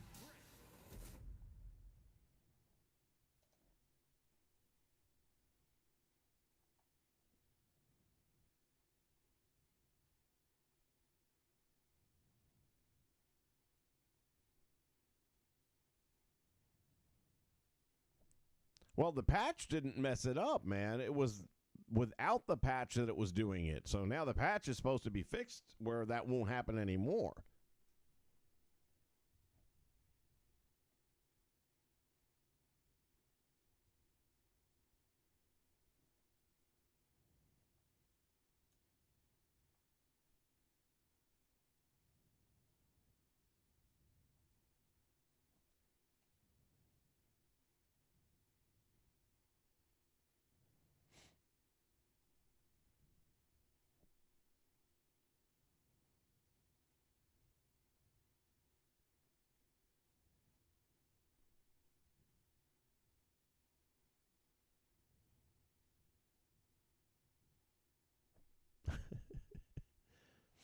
Low-key roasts a lot of his viewers, but they aren't smart enough to catch the sarcasm.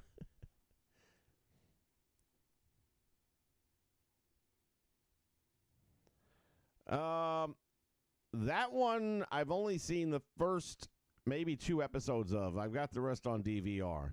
I gave up on Daryl. I'm not watching it in French, and I'm not going to read subtitles. By reading subtitles, you don't see the movie. You're missing the camera work. You're missing the drama and the facial expressions and all that because you're busy reading the fucking screen. So I've just said that one's gone. I'm done with it.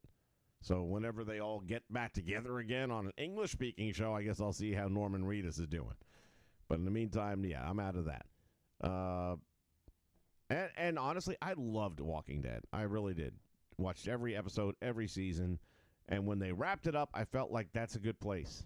You know, I'm good. I wasn't a big fan of Fear the Walking Dead, but I struggled through it, and it ended, and I'm good. With this one, I struggled through the first episode or two, and I haven't had any desire to watch the next ones. I probably will, only because Rick's in it, but it's just not, it's not The Walking Dead.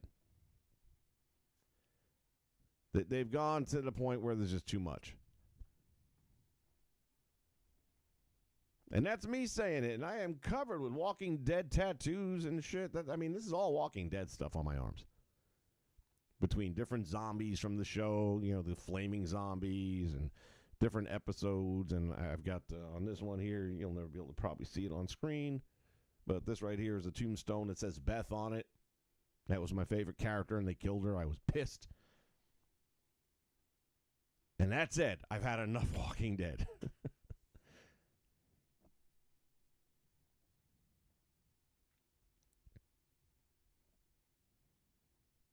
He gets annoyed easily by regular questions. How interesting. I've never watched a live stream of his.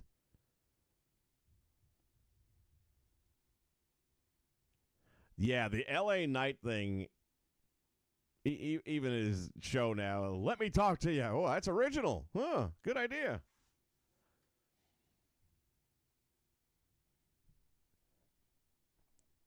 Dude, I am so not resetting my whole universe mode. No way.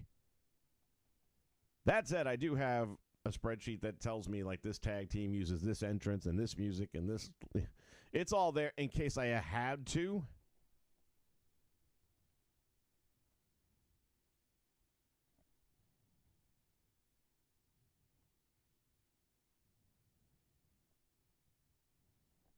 Bret Hart's middle rope elbow drop. I didn't realize it was missing.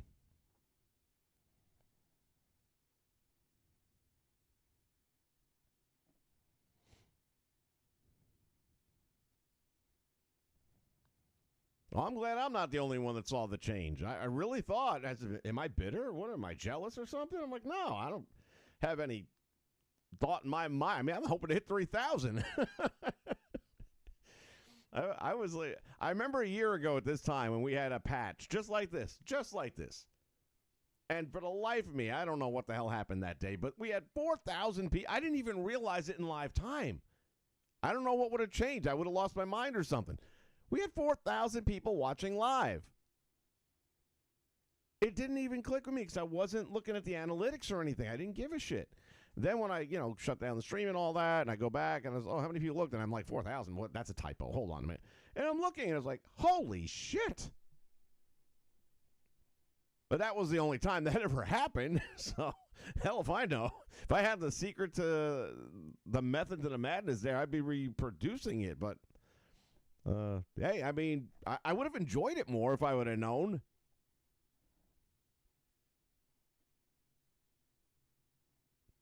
It's pretty wild, though. Like I said, I have them all on DVR. I do plan that I'll be watching them.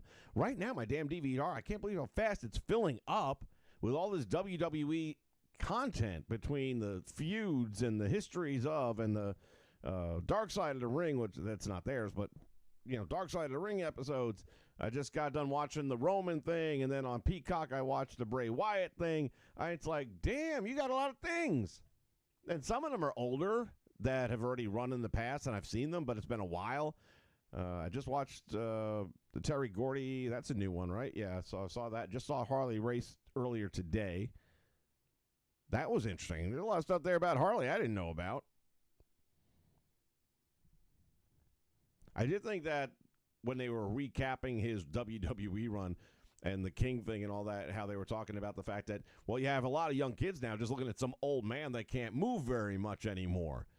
They don't know who Harley Race is. And it's like, yeah, I hadn't heard of him. I've read about him in magazines, but I hadn't, never seen him wrestle. I was still in New York when he was, King Harley Race. I hadn't made it to Florida yet.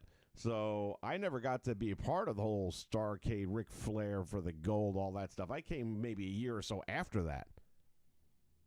So he was already King Harley, and yeah, kind of an old guy. I do remember the Saturday night main event with him and Hogan where he hit the table. And I remember watching it, well, you can't say live because it was never live, but when it aired, and I'm watching him take that table, and he didn't seem right afterwards. It's like, I think he's really hurt. But to hear how the injury took place off of that table, which never broke. The table didn't break, it bent. So there's no, like, metal protruding. There's no even wood splinters or anything. And they're saying, the son was saying what happened was the way that the legs collapsed, that one of the metal bars smashed into his abdomen and ruptured his organs. And I'm like, how if it didn't even, the wood is all just bent, but it's curved and it's smooth and weird fucking injury. But man almost died from it, so,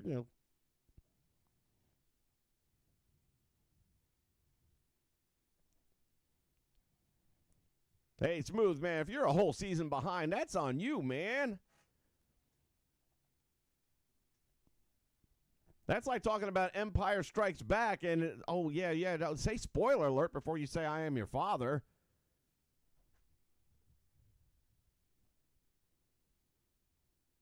With a big nose and big ears, I've been called Squidward. Let me talk to you.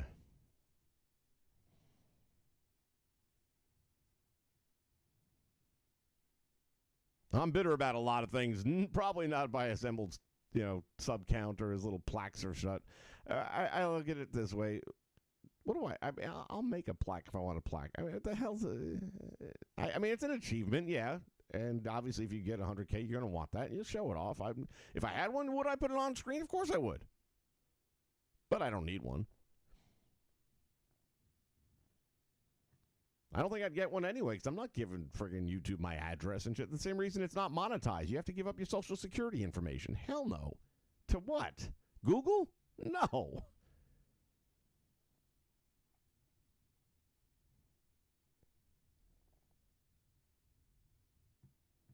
Stone Cold, let me tell you what, man. Him and Bruce Willis made bald look good. Nobody ever did it like those two. Good and badass all at the same time.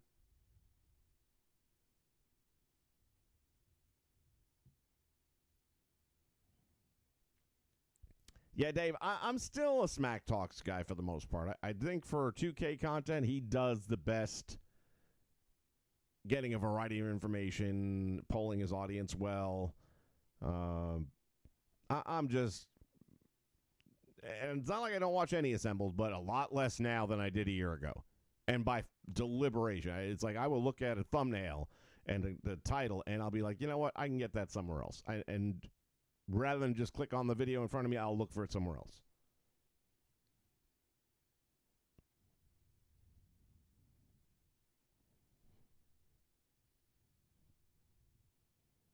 Yeah, the Bray one was just wow. That's really it. It was just wow.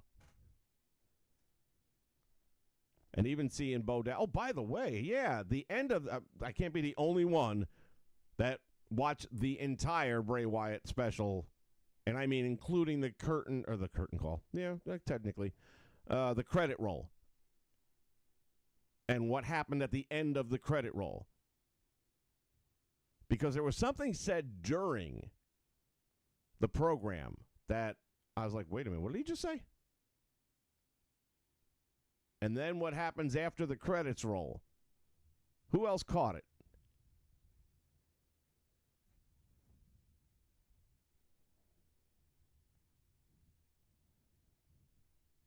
Vince McMahon is a total dick. There's no way.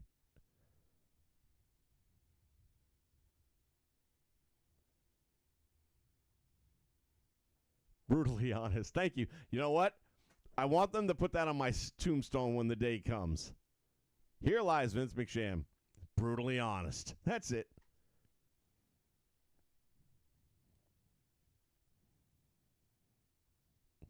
Anthony, assemble, peeps. Assemble.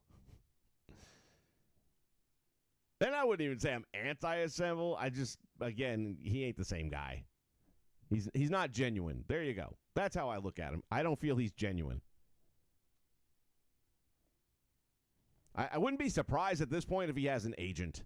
Because look at his production now. I mean, and again, I don't knock it. You know, I went and upgraded my stuff a year or so ago. But he's got multiple cameras and all that. And normally when you have that, you have somebody else producing. You're doing all the talking, all that, and I do it all here, man. I am cueing commercials at the same time as I'm calling play-by-play, at the same time I'm cueing music or whatever the hell. It would be great if I had somebody here in studio to do all that for me, and all I had to do, when I'm doing color commentary and all of a sudden I get lost in thought, it's because I'm thinking of 2 steps ahead of what I got to get ready to do next. If I have an original cutscene that I got to work into a match, all of a sudden I got to make sure that's cued and ready, and there's nothing going to play over it by accident, and sometimes it still happens, but for the most part. So, yeah, I mean, I got a funny feeling he actually has at least one person in there with him now.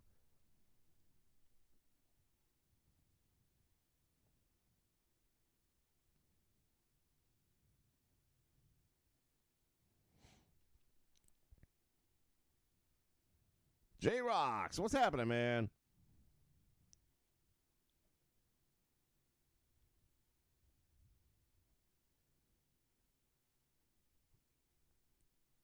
Blaze, there we go. There was a point in the storyline or in the show where Bo was talking about, or Taylor was talking about the Uncle Howdy character, and he didn't speak of him in the past tense.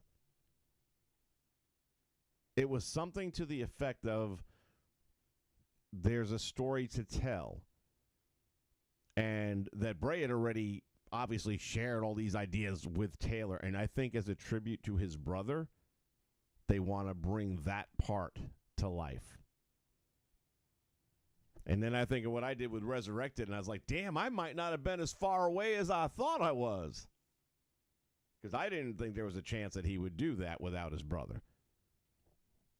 But at the very end of the credits, if you didn't stick around, it shows you a very similar homage as what they did with Bray on that last SmackDown, where they had his silhouette in the ring with the lantern there. Only this time it was Uncle Howdy's silhouette.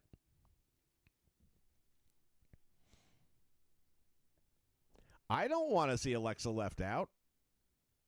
I think she is one of the greatest talents that they have had when you talk about overall performance.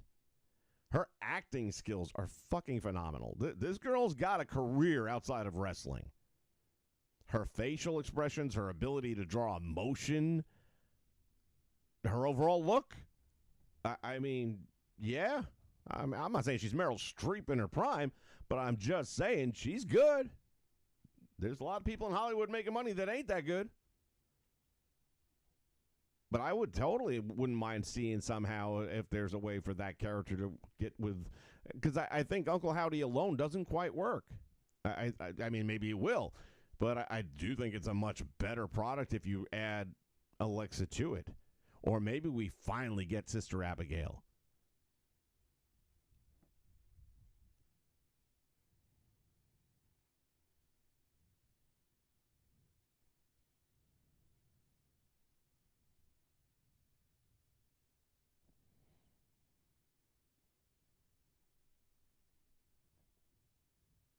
Yeah, well, again, the special kind of confirms it.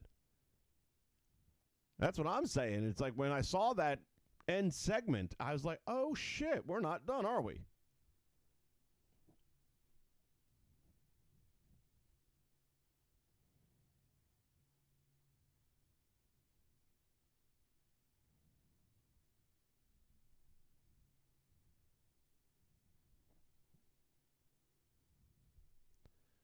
All right. Well,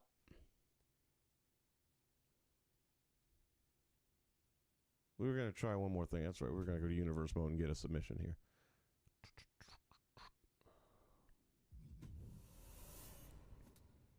And see if it works.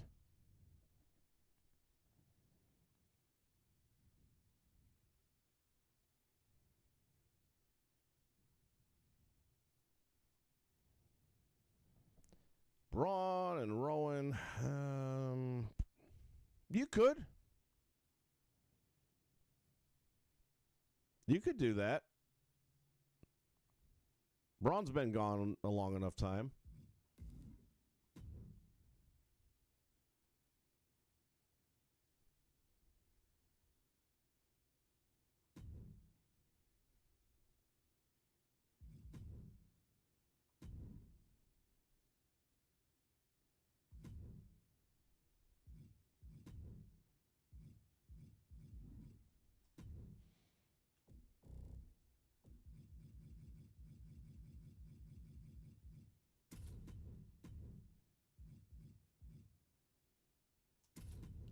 Speaking of Chris Van Vliet,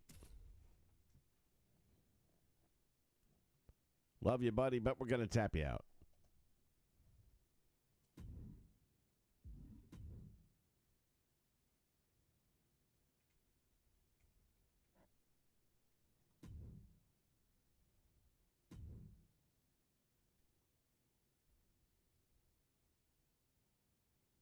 I am really blown away at how quickly this game loads this year compared to every other year prior.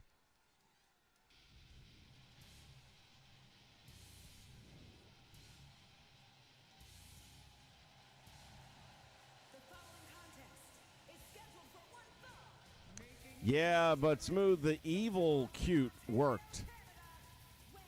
You look, when she was a little blue cheerleader in NXT and they made her a heel, I was like, this is never going to work. Girl next door, drop dead gorgeous, cheerleader, and you want her to be a heel. And after like week 2, I was just like, well, fuck I know, man. She killed it and continued killing it. The mean girl thing, everything she did with it was so good. Those facials, the eyes, oh my God, her eyes.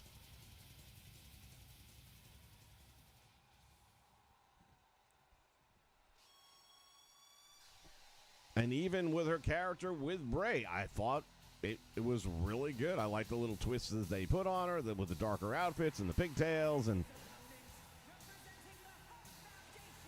I think a bit of a reunion with her. And if you can get Rowan and if you can get Braun, rather. And then you add Uncle Howdy to the mix. Yeah, I think there's something to be had there.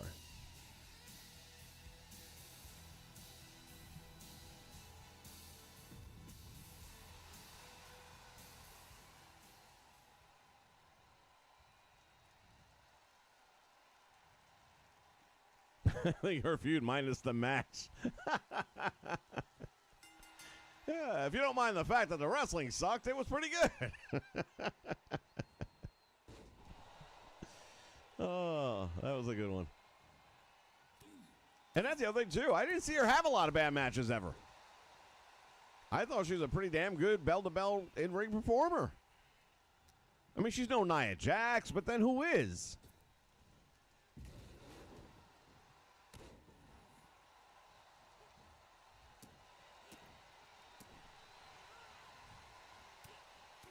Oh, I forgot to do the quick setting on the... Oh, well. Just going to have to kick his ass the hard way.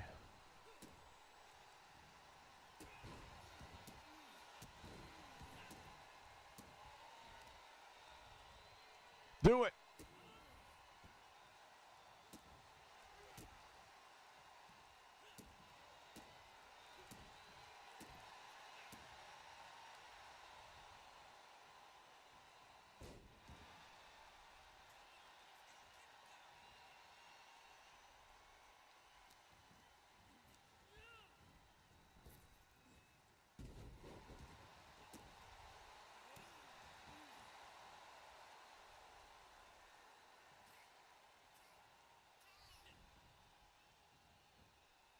This is going to hurt. Oh,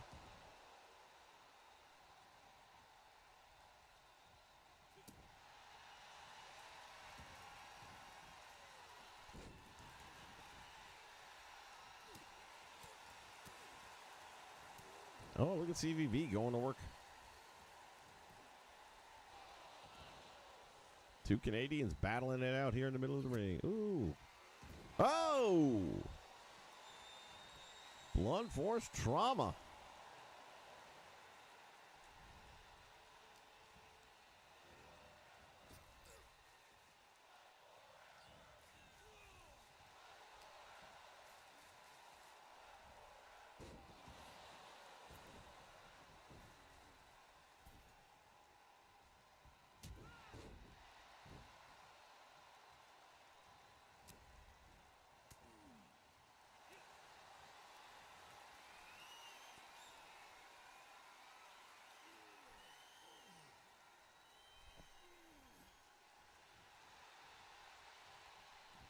Can't just release a submission hold like you used to be able to either.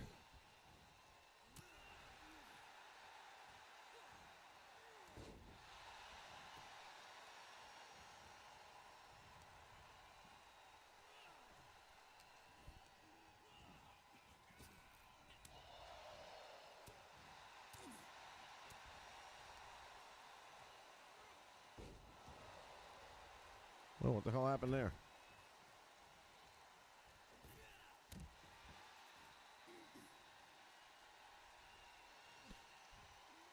Bret Hart's another one that got a good skin tone to him. I've been mentioning, like, I like the way Dusty Rhodes' skin looks a lot in this game. Bret Hart's another one. They got a really good skin tone.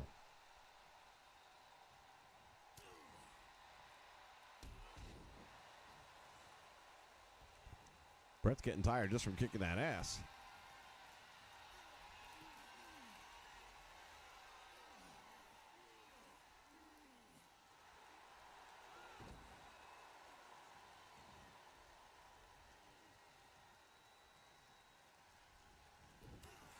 Sucker.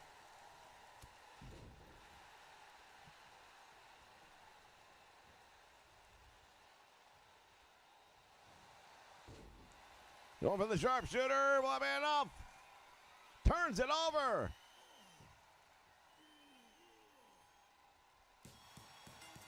Well, that one worked. Now, I know one of my issues was in a tag team match. But I believe it was a singles match on the last show where I got a tap out that didn't get registered. So, I don't know. Maybe that's been addressed because I would have to believe other people had that problem and mentioned it. That's a big one.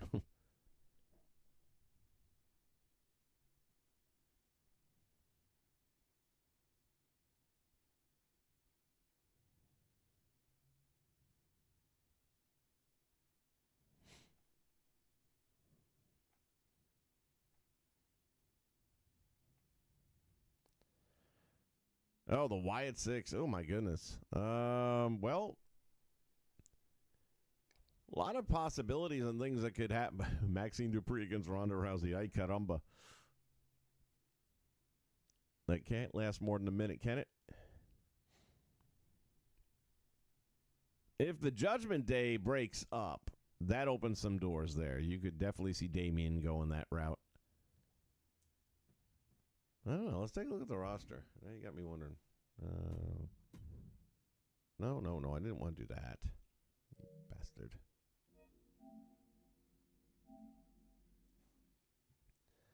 Let's take a look at the roster here.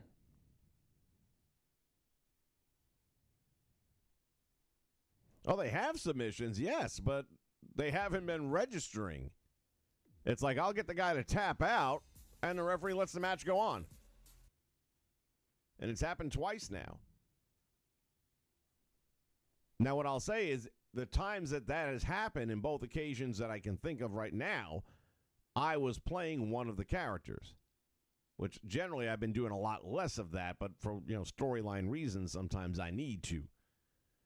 And then just to keep everyone off base a little bit, sometimes I'll select the one that's going to go over, and sometimes I'll select the guy who's going to do the job just so you don't know.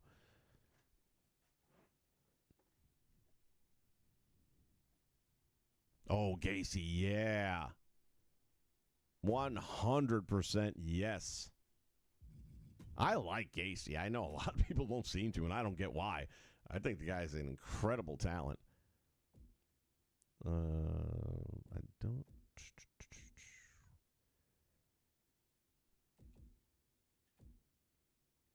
Well, y'all gonna see some secrets here, I guess.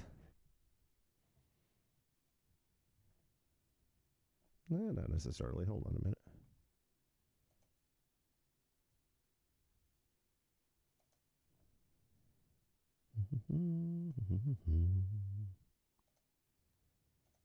There we go. Now I can do this without you seeing my stuff, because I got secrets. Let's see. Gacy's one. By the way, Austin Theory, what happened? What happened? If there's anybody that wishes that Vince McMahon hadn't been such a dumbass.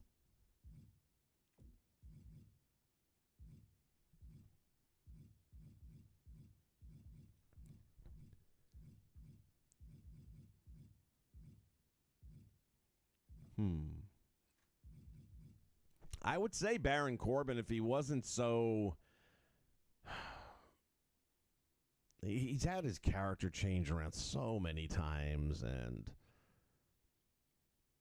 to go from all these comedic roles and now to... I just don't know that you could make it work, which sucks because I think he never reaches potential, and that's completely the fault of the WWE booking. I mean, just the fact that I'm looking at him right now, and they've rated him as 76. Give me a fucking break. This guy should have been a main event star. That friggin' finisher of his, when he was the lone wolf should have been his thing, just like The Undertaker had his. That should have been the thing he stayed with forever. It felt the best. It fit him. This friggin' Happy Corbin. It's like, piss on that.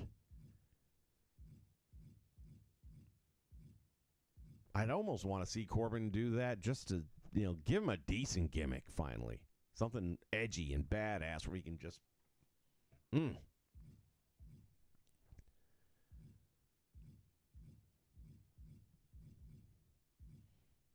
But just doing all this talking about the what ifs and the maybes, because I've already got my own plans, as you probably figured out from Resurrection. But this is now opening some other ideas in my mind on other avenues to perhaps pursue. I'm looking at Bronson Reed, but I'd say probably not.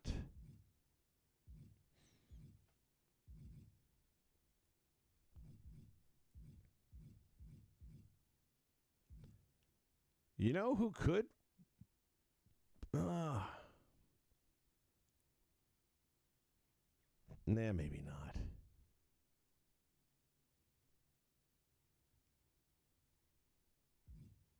I was thinking Butch, but no.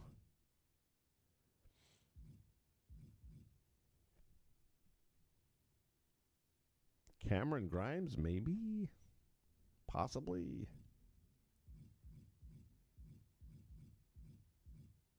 Definitely Damian Priest. I think Damian would be an awesome fit for that. But I got the feeling they've got bigger plans for him coming up. Dexter Loomis. How about that? They ain't doing shit with him yet.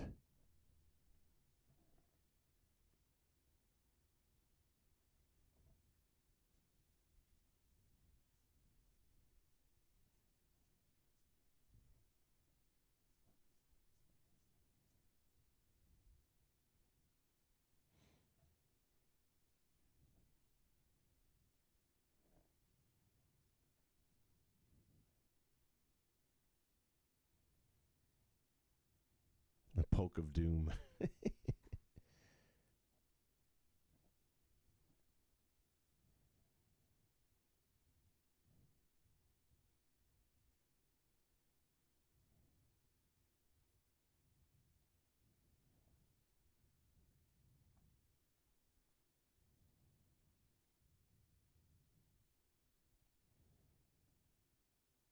Well, maybe Gacy's acting isn't quite on because he's not in touch with this character, like we saw with the whole Roman Reigns special. Roman wasn't getting stuff to work for him early on because it wasn't Roman being Roman. But I think if you let Gacy have a little freedom and give him, you say, hey, you're going to be part of the Wyatt Six, so come up with something a little bit dark. And I get a feeling he could do that.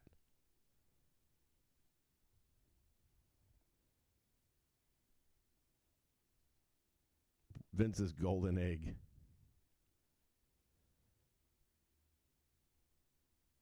Yeah, go figure. Wolfman misses the lone wolf gimmick. What are the odds?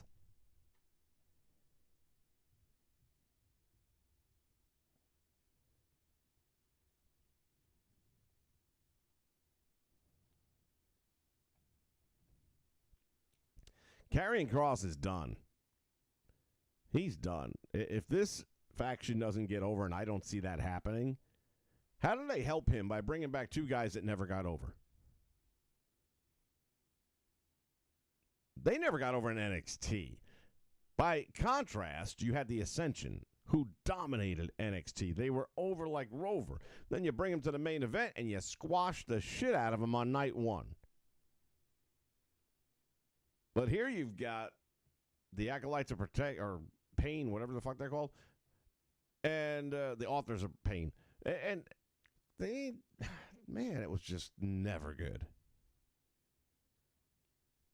When you need Paul Ellering to try and get you over, there's a problem. Now you're going to take these two guys who didn't get over and saddle him with another guy who didn't get over. The only reason he got anything going for him is because he's got this drop-dead gorgeous wife in his corner. So, yeah, I think after this failure, Karrion will be done. The other two will be done. You know, and by done, I'm talking like, you know, first match of the night, losing the match, move on, get your paycheck. Which, again, hey, it's a living. There are a lot of people that made a good living doing that. Had the whole one-man band, three-man band, B players, all that crap. They all made money.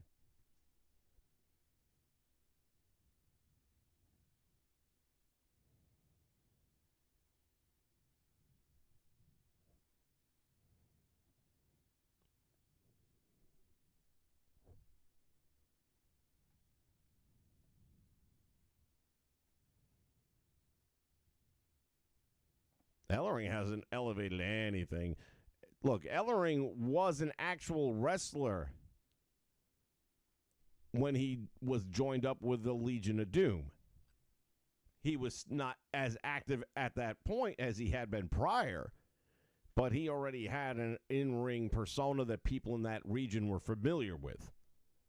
And then he brings in the Legion of Doom. The rest is history, and he's always been a part of that pack and will always be associated. And therein lies half the problem, because he is associated so closely with the LOD and always will be, that it's automatic presumption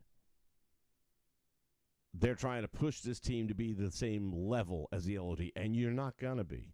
Very few teams can live up to that, and definitely not AOP.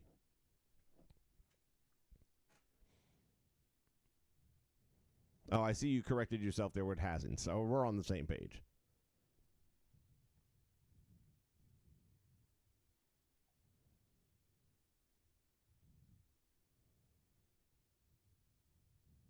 Isla Dawn. Yeah, I don't watch enough NXT to be familiar with all that.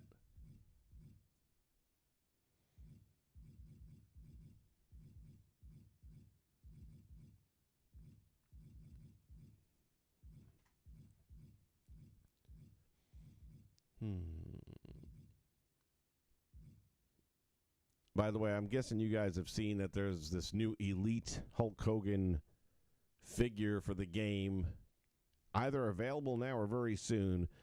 If you go to Target and buy one of the Legends action figures. I'm not sure how I feel about that specifically, to be honest with you, but. And I think it says to get it now, which maybe later it'll be a code available, but I think they're trying to, see if they can draw up some sales that way. But it's a Target exclusive, so.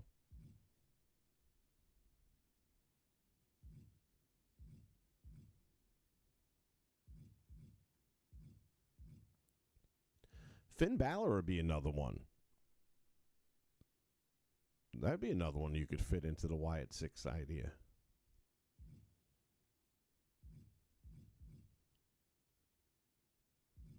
He's already shown that ability to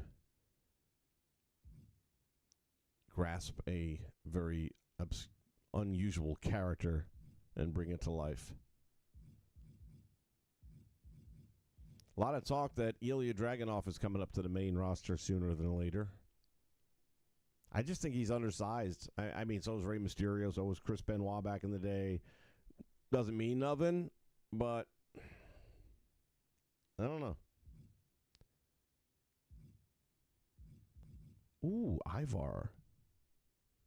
Well, you already got Braun Strowman. You don't need another monster. Unless you can't get Eric Rowan. If you get Eric Rowan, then you definitely don't need Ivar. But if you don't get Eric Rowan, then maybe an Ivar.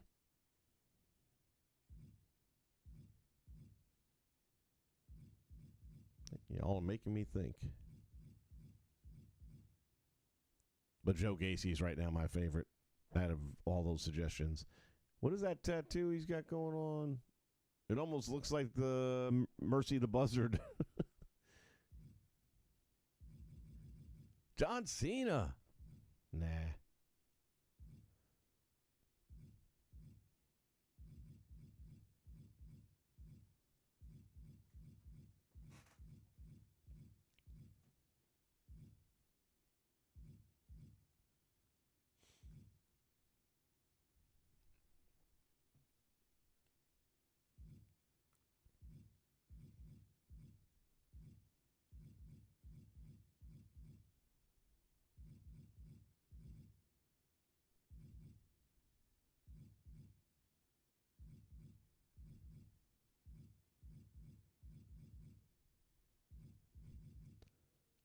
Gotta say it. Because this guy can do anything. Maybe R-Truth. Just kidding. Late April Fool's joke. That's what that is.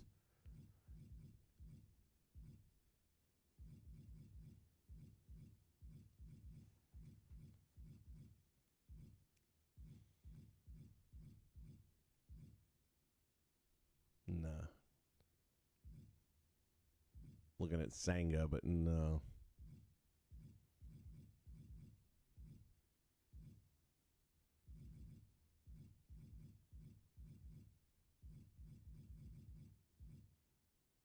Also, a lot of talk of Sheamus riding off into the sunset. Guy's been around a long time, man.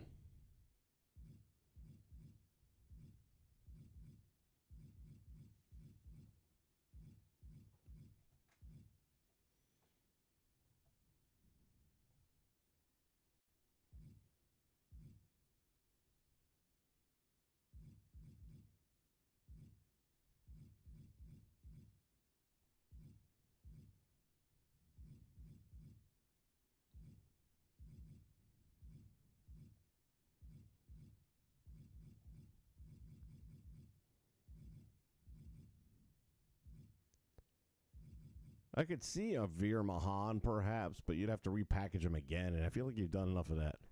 You do it too much, and then it's just there's no character there anymore. You've just it's kind of like what happened to Brutus when he went to WCW. It's like you can't use Brutus. What are we going to do with you? And then you went through like 12 gimmicks in 13 days, and it's by that point in time, it's like, all right, whatever. You know, what's he going to be today? Stay Puft Marshmallow Man? I mean, yeah. Wolfgang would fit. He's got that look. I would throw Wolfgang in there.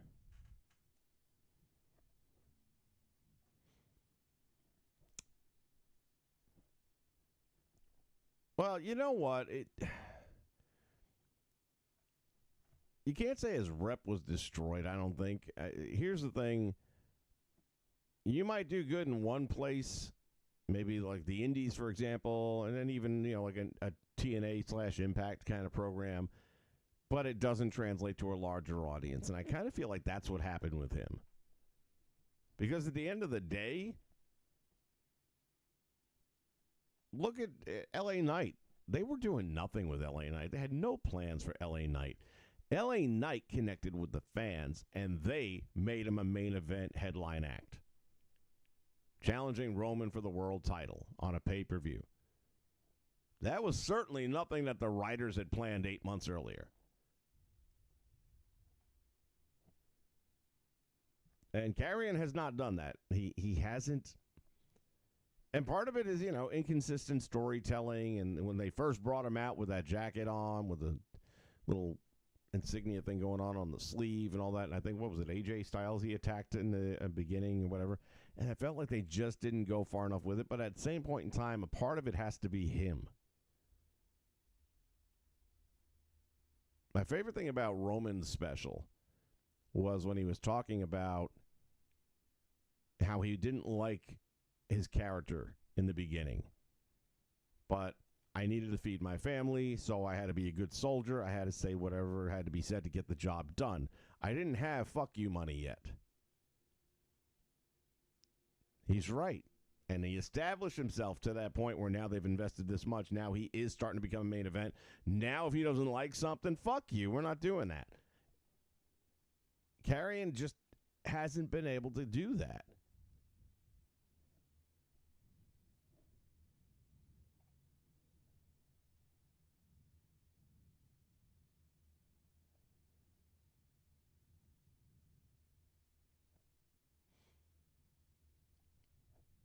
Isla Dawn would be a good fit.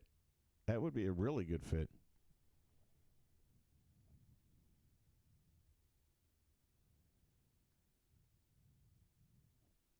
And this is the kind of thing that can, again, fucking Bray Wyatt was dead. They came up with a mask, boom, he's right back up on top. That's what I'm saying. You can take some of these cast-offs. Hell, look at Damage Control. Come on, 2 years ago. Seriously, anyone thought this was going to turn into a WrestleMania main event? You got two girls that were just fired 2 months earlier, showing up with Bayley. Now she's one of the top 3 matches on the entire 2 nights.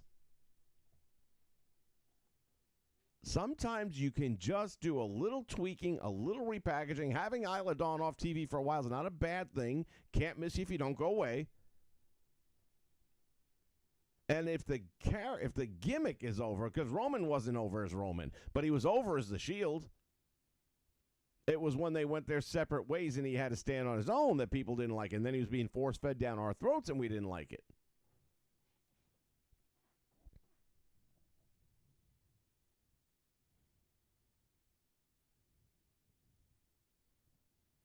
Yeah, stand and deliver at 12 fucking noon. Yeah, you guys are killing me. I know I am going to be doing 2 different WrestleManias. Going to do the old school version, which is in line with my XWF storylines. And then I'm going to be doing my take on the current roster. It's not going to be a 2-day version. It's going to be a 1-show version. And my plan right now is it's probably going to be Friday night for the old school and Saturday for the current generation and probably near that 1 o'clock hour. So I guess I'll be competing with NXT.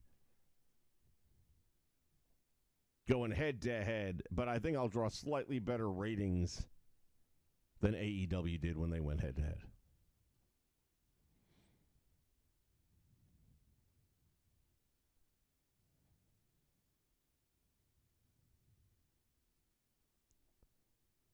Virtual Insanity Space Cowboy look.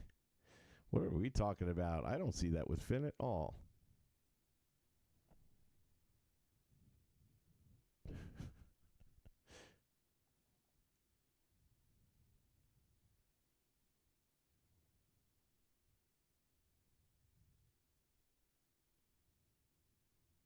Yeah, I don't see him making it in Raw SmackDown either, but could be wrong.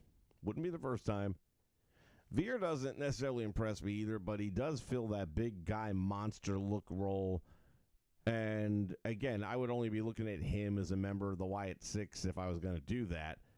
If I can't get Rowan. I mean, honestly, is Eric Rowan doing anything besides indie shows right now? He's not signed anywhere, is he? He's not on AEW's payroll, is he?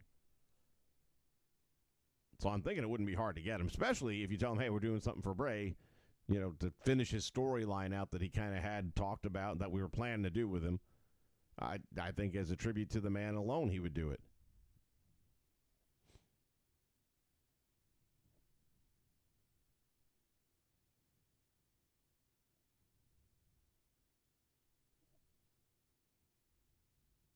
I think Solo's done a better job of getting over. I also think Solo has a lot more potential in the future. But I do like, was it Punk that called him poor man's Taz or something to that effect?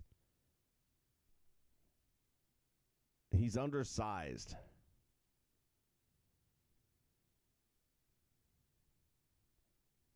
Sanity had some potential. They did.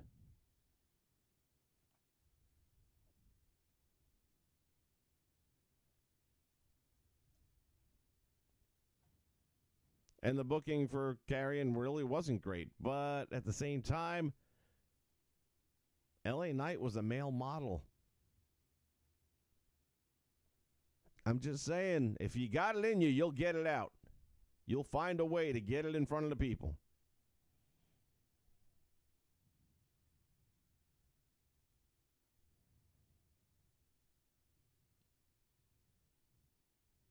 Well, they got to win in the beginning for sure because, look, the same chemistry. I mean, it's kind of stupid when you know that every storyline is pretty much going to go the same way. A bad guy's going to attack a good guy. Wouldn't make sense if it started the other way around, now would it? Bad guy's going to keep beating the good guy up a whole lot, make him lose a few matches, and then after months and months and months, the good guy finally comes out on top and wins. For the most part. Rinse and repeat.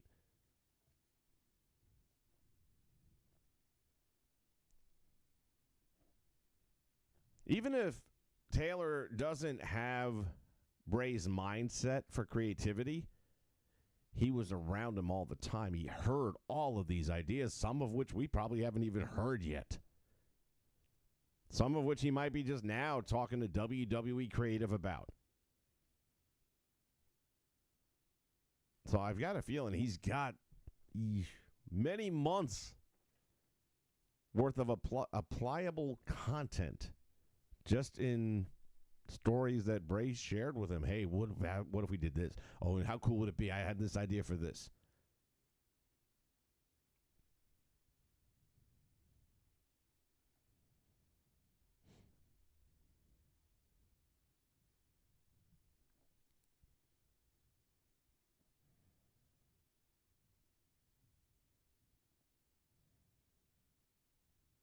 I have no idea who Jamiroquai is, to be honest with you. I'm not even sure if I'm pronouncing that right. So I'm out of that loop.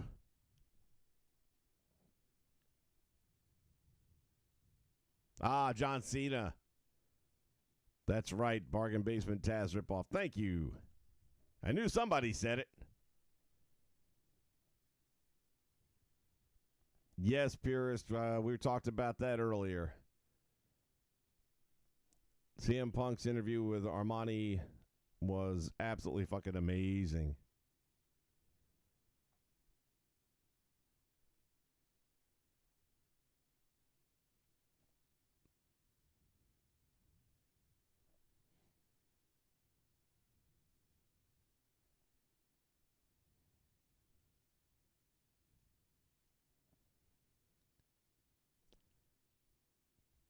And Smooth, a lot of people obviously say that about LA. They liken him to Austin and The Rock. And I'm not going to say I didn't get those vibes. I definitely did.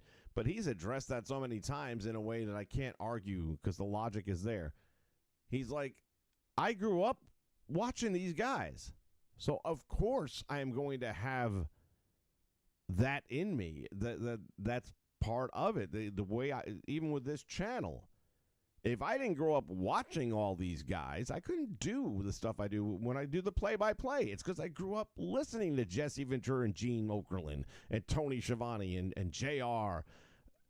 That's why I'm able to do what I do. But even if I was to pick up a play-by-play role, let's say for some independent show around here that wants to do a YouTube program and needs a guy to do play-by-play, I'm going to probably sound like Tony Schiavone. Or a cross between Tony Schiavone and Gene Okerlund. I'm not going to talk in my normal voice like I am right now. I'm going to go into that mode of, doing what I do when I do shows. So, again, I don't think he's trying to mimic either of them specifically. I think that he's drawing from that experience. And he has the tone in his voice. I mean, he can sound like these two guys, same way I can pull off a Jesse. It's just your natural tone allows it to come out that way.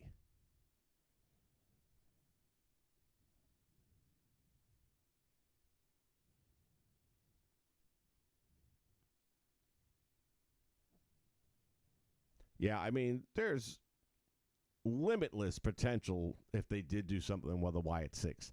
And like I said, I was just getting ready to turn off the show when I saw that little thing come up at the end of the credits, and I just sat back down on the couch for a minute, looked at it, and I said, oh, shit. So maybe this weekend, or it'd be a nice little something for the Monday after.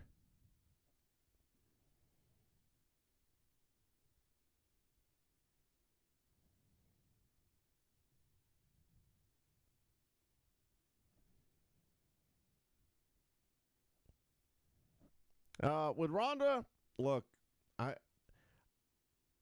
didn't get the full grasp of what she was saying about Gulag. Something to do with her sweatpants or something like that. I don't know.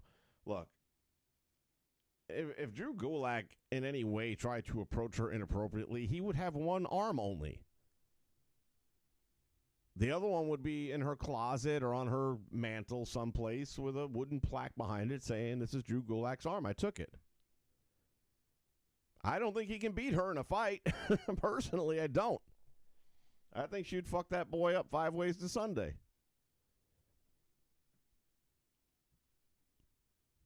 If you told me that Braun Strowman did something to her, well, okay, yeah, she ain't going to fight him off. But Drew Gulak, yeah, I think she'll whoop his ass.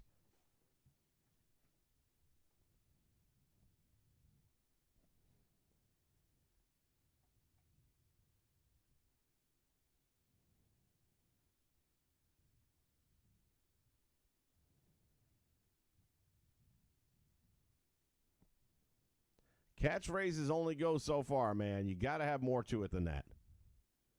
It might be something that catches on. It might be something that the fans can get in and behind.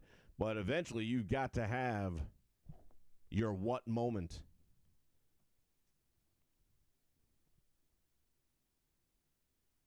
Because Austin 316 says, I just kicked your ass. That's the last thing. You got to have something good before that to keep them around.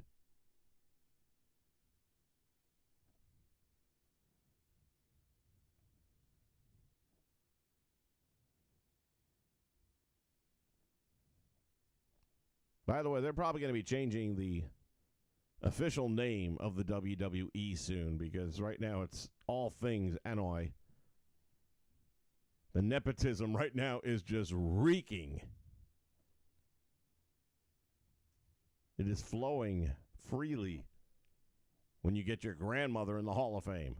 ahead of some guy. And I'm not saying she doesn't have a place to be in the Hall of Fame.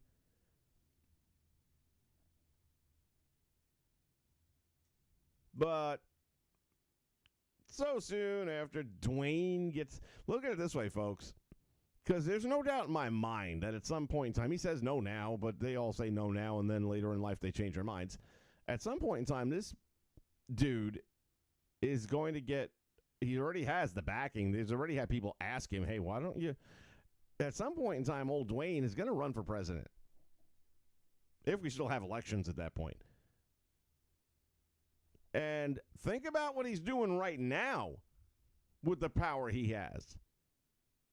Putting his family first, ahead of others. Keep that in mind. Just saying.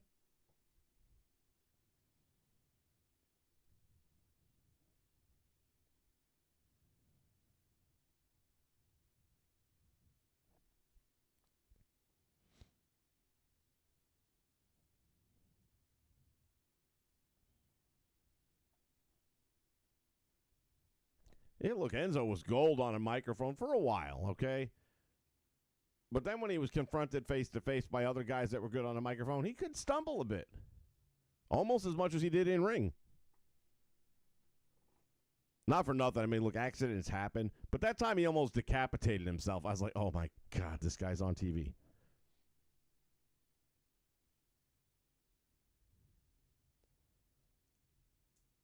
All right, boys and girls. I tell you what, I do got some stuff I got to do here. I thought I was going to have it done already. But then I heard a patch came out, and you know me, I'm a sucker for a good patch. Not that it ever actually does anything, but, you know, there's always the possibility this could be the one. No, but it's not.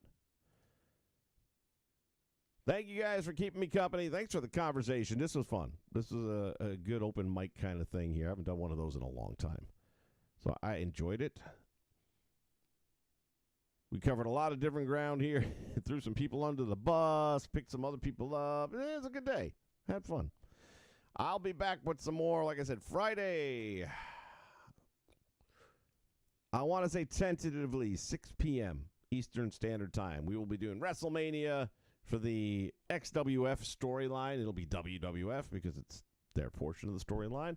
But Hollywood Hogan, yeah, there'll be a little bit of crossing over. So that should be 6 p.m. on Friday. Saturday. I'm thinking out loud right now.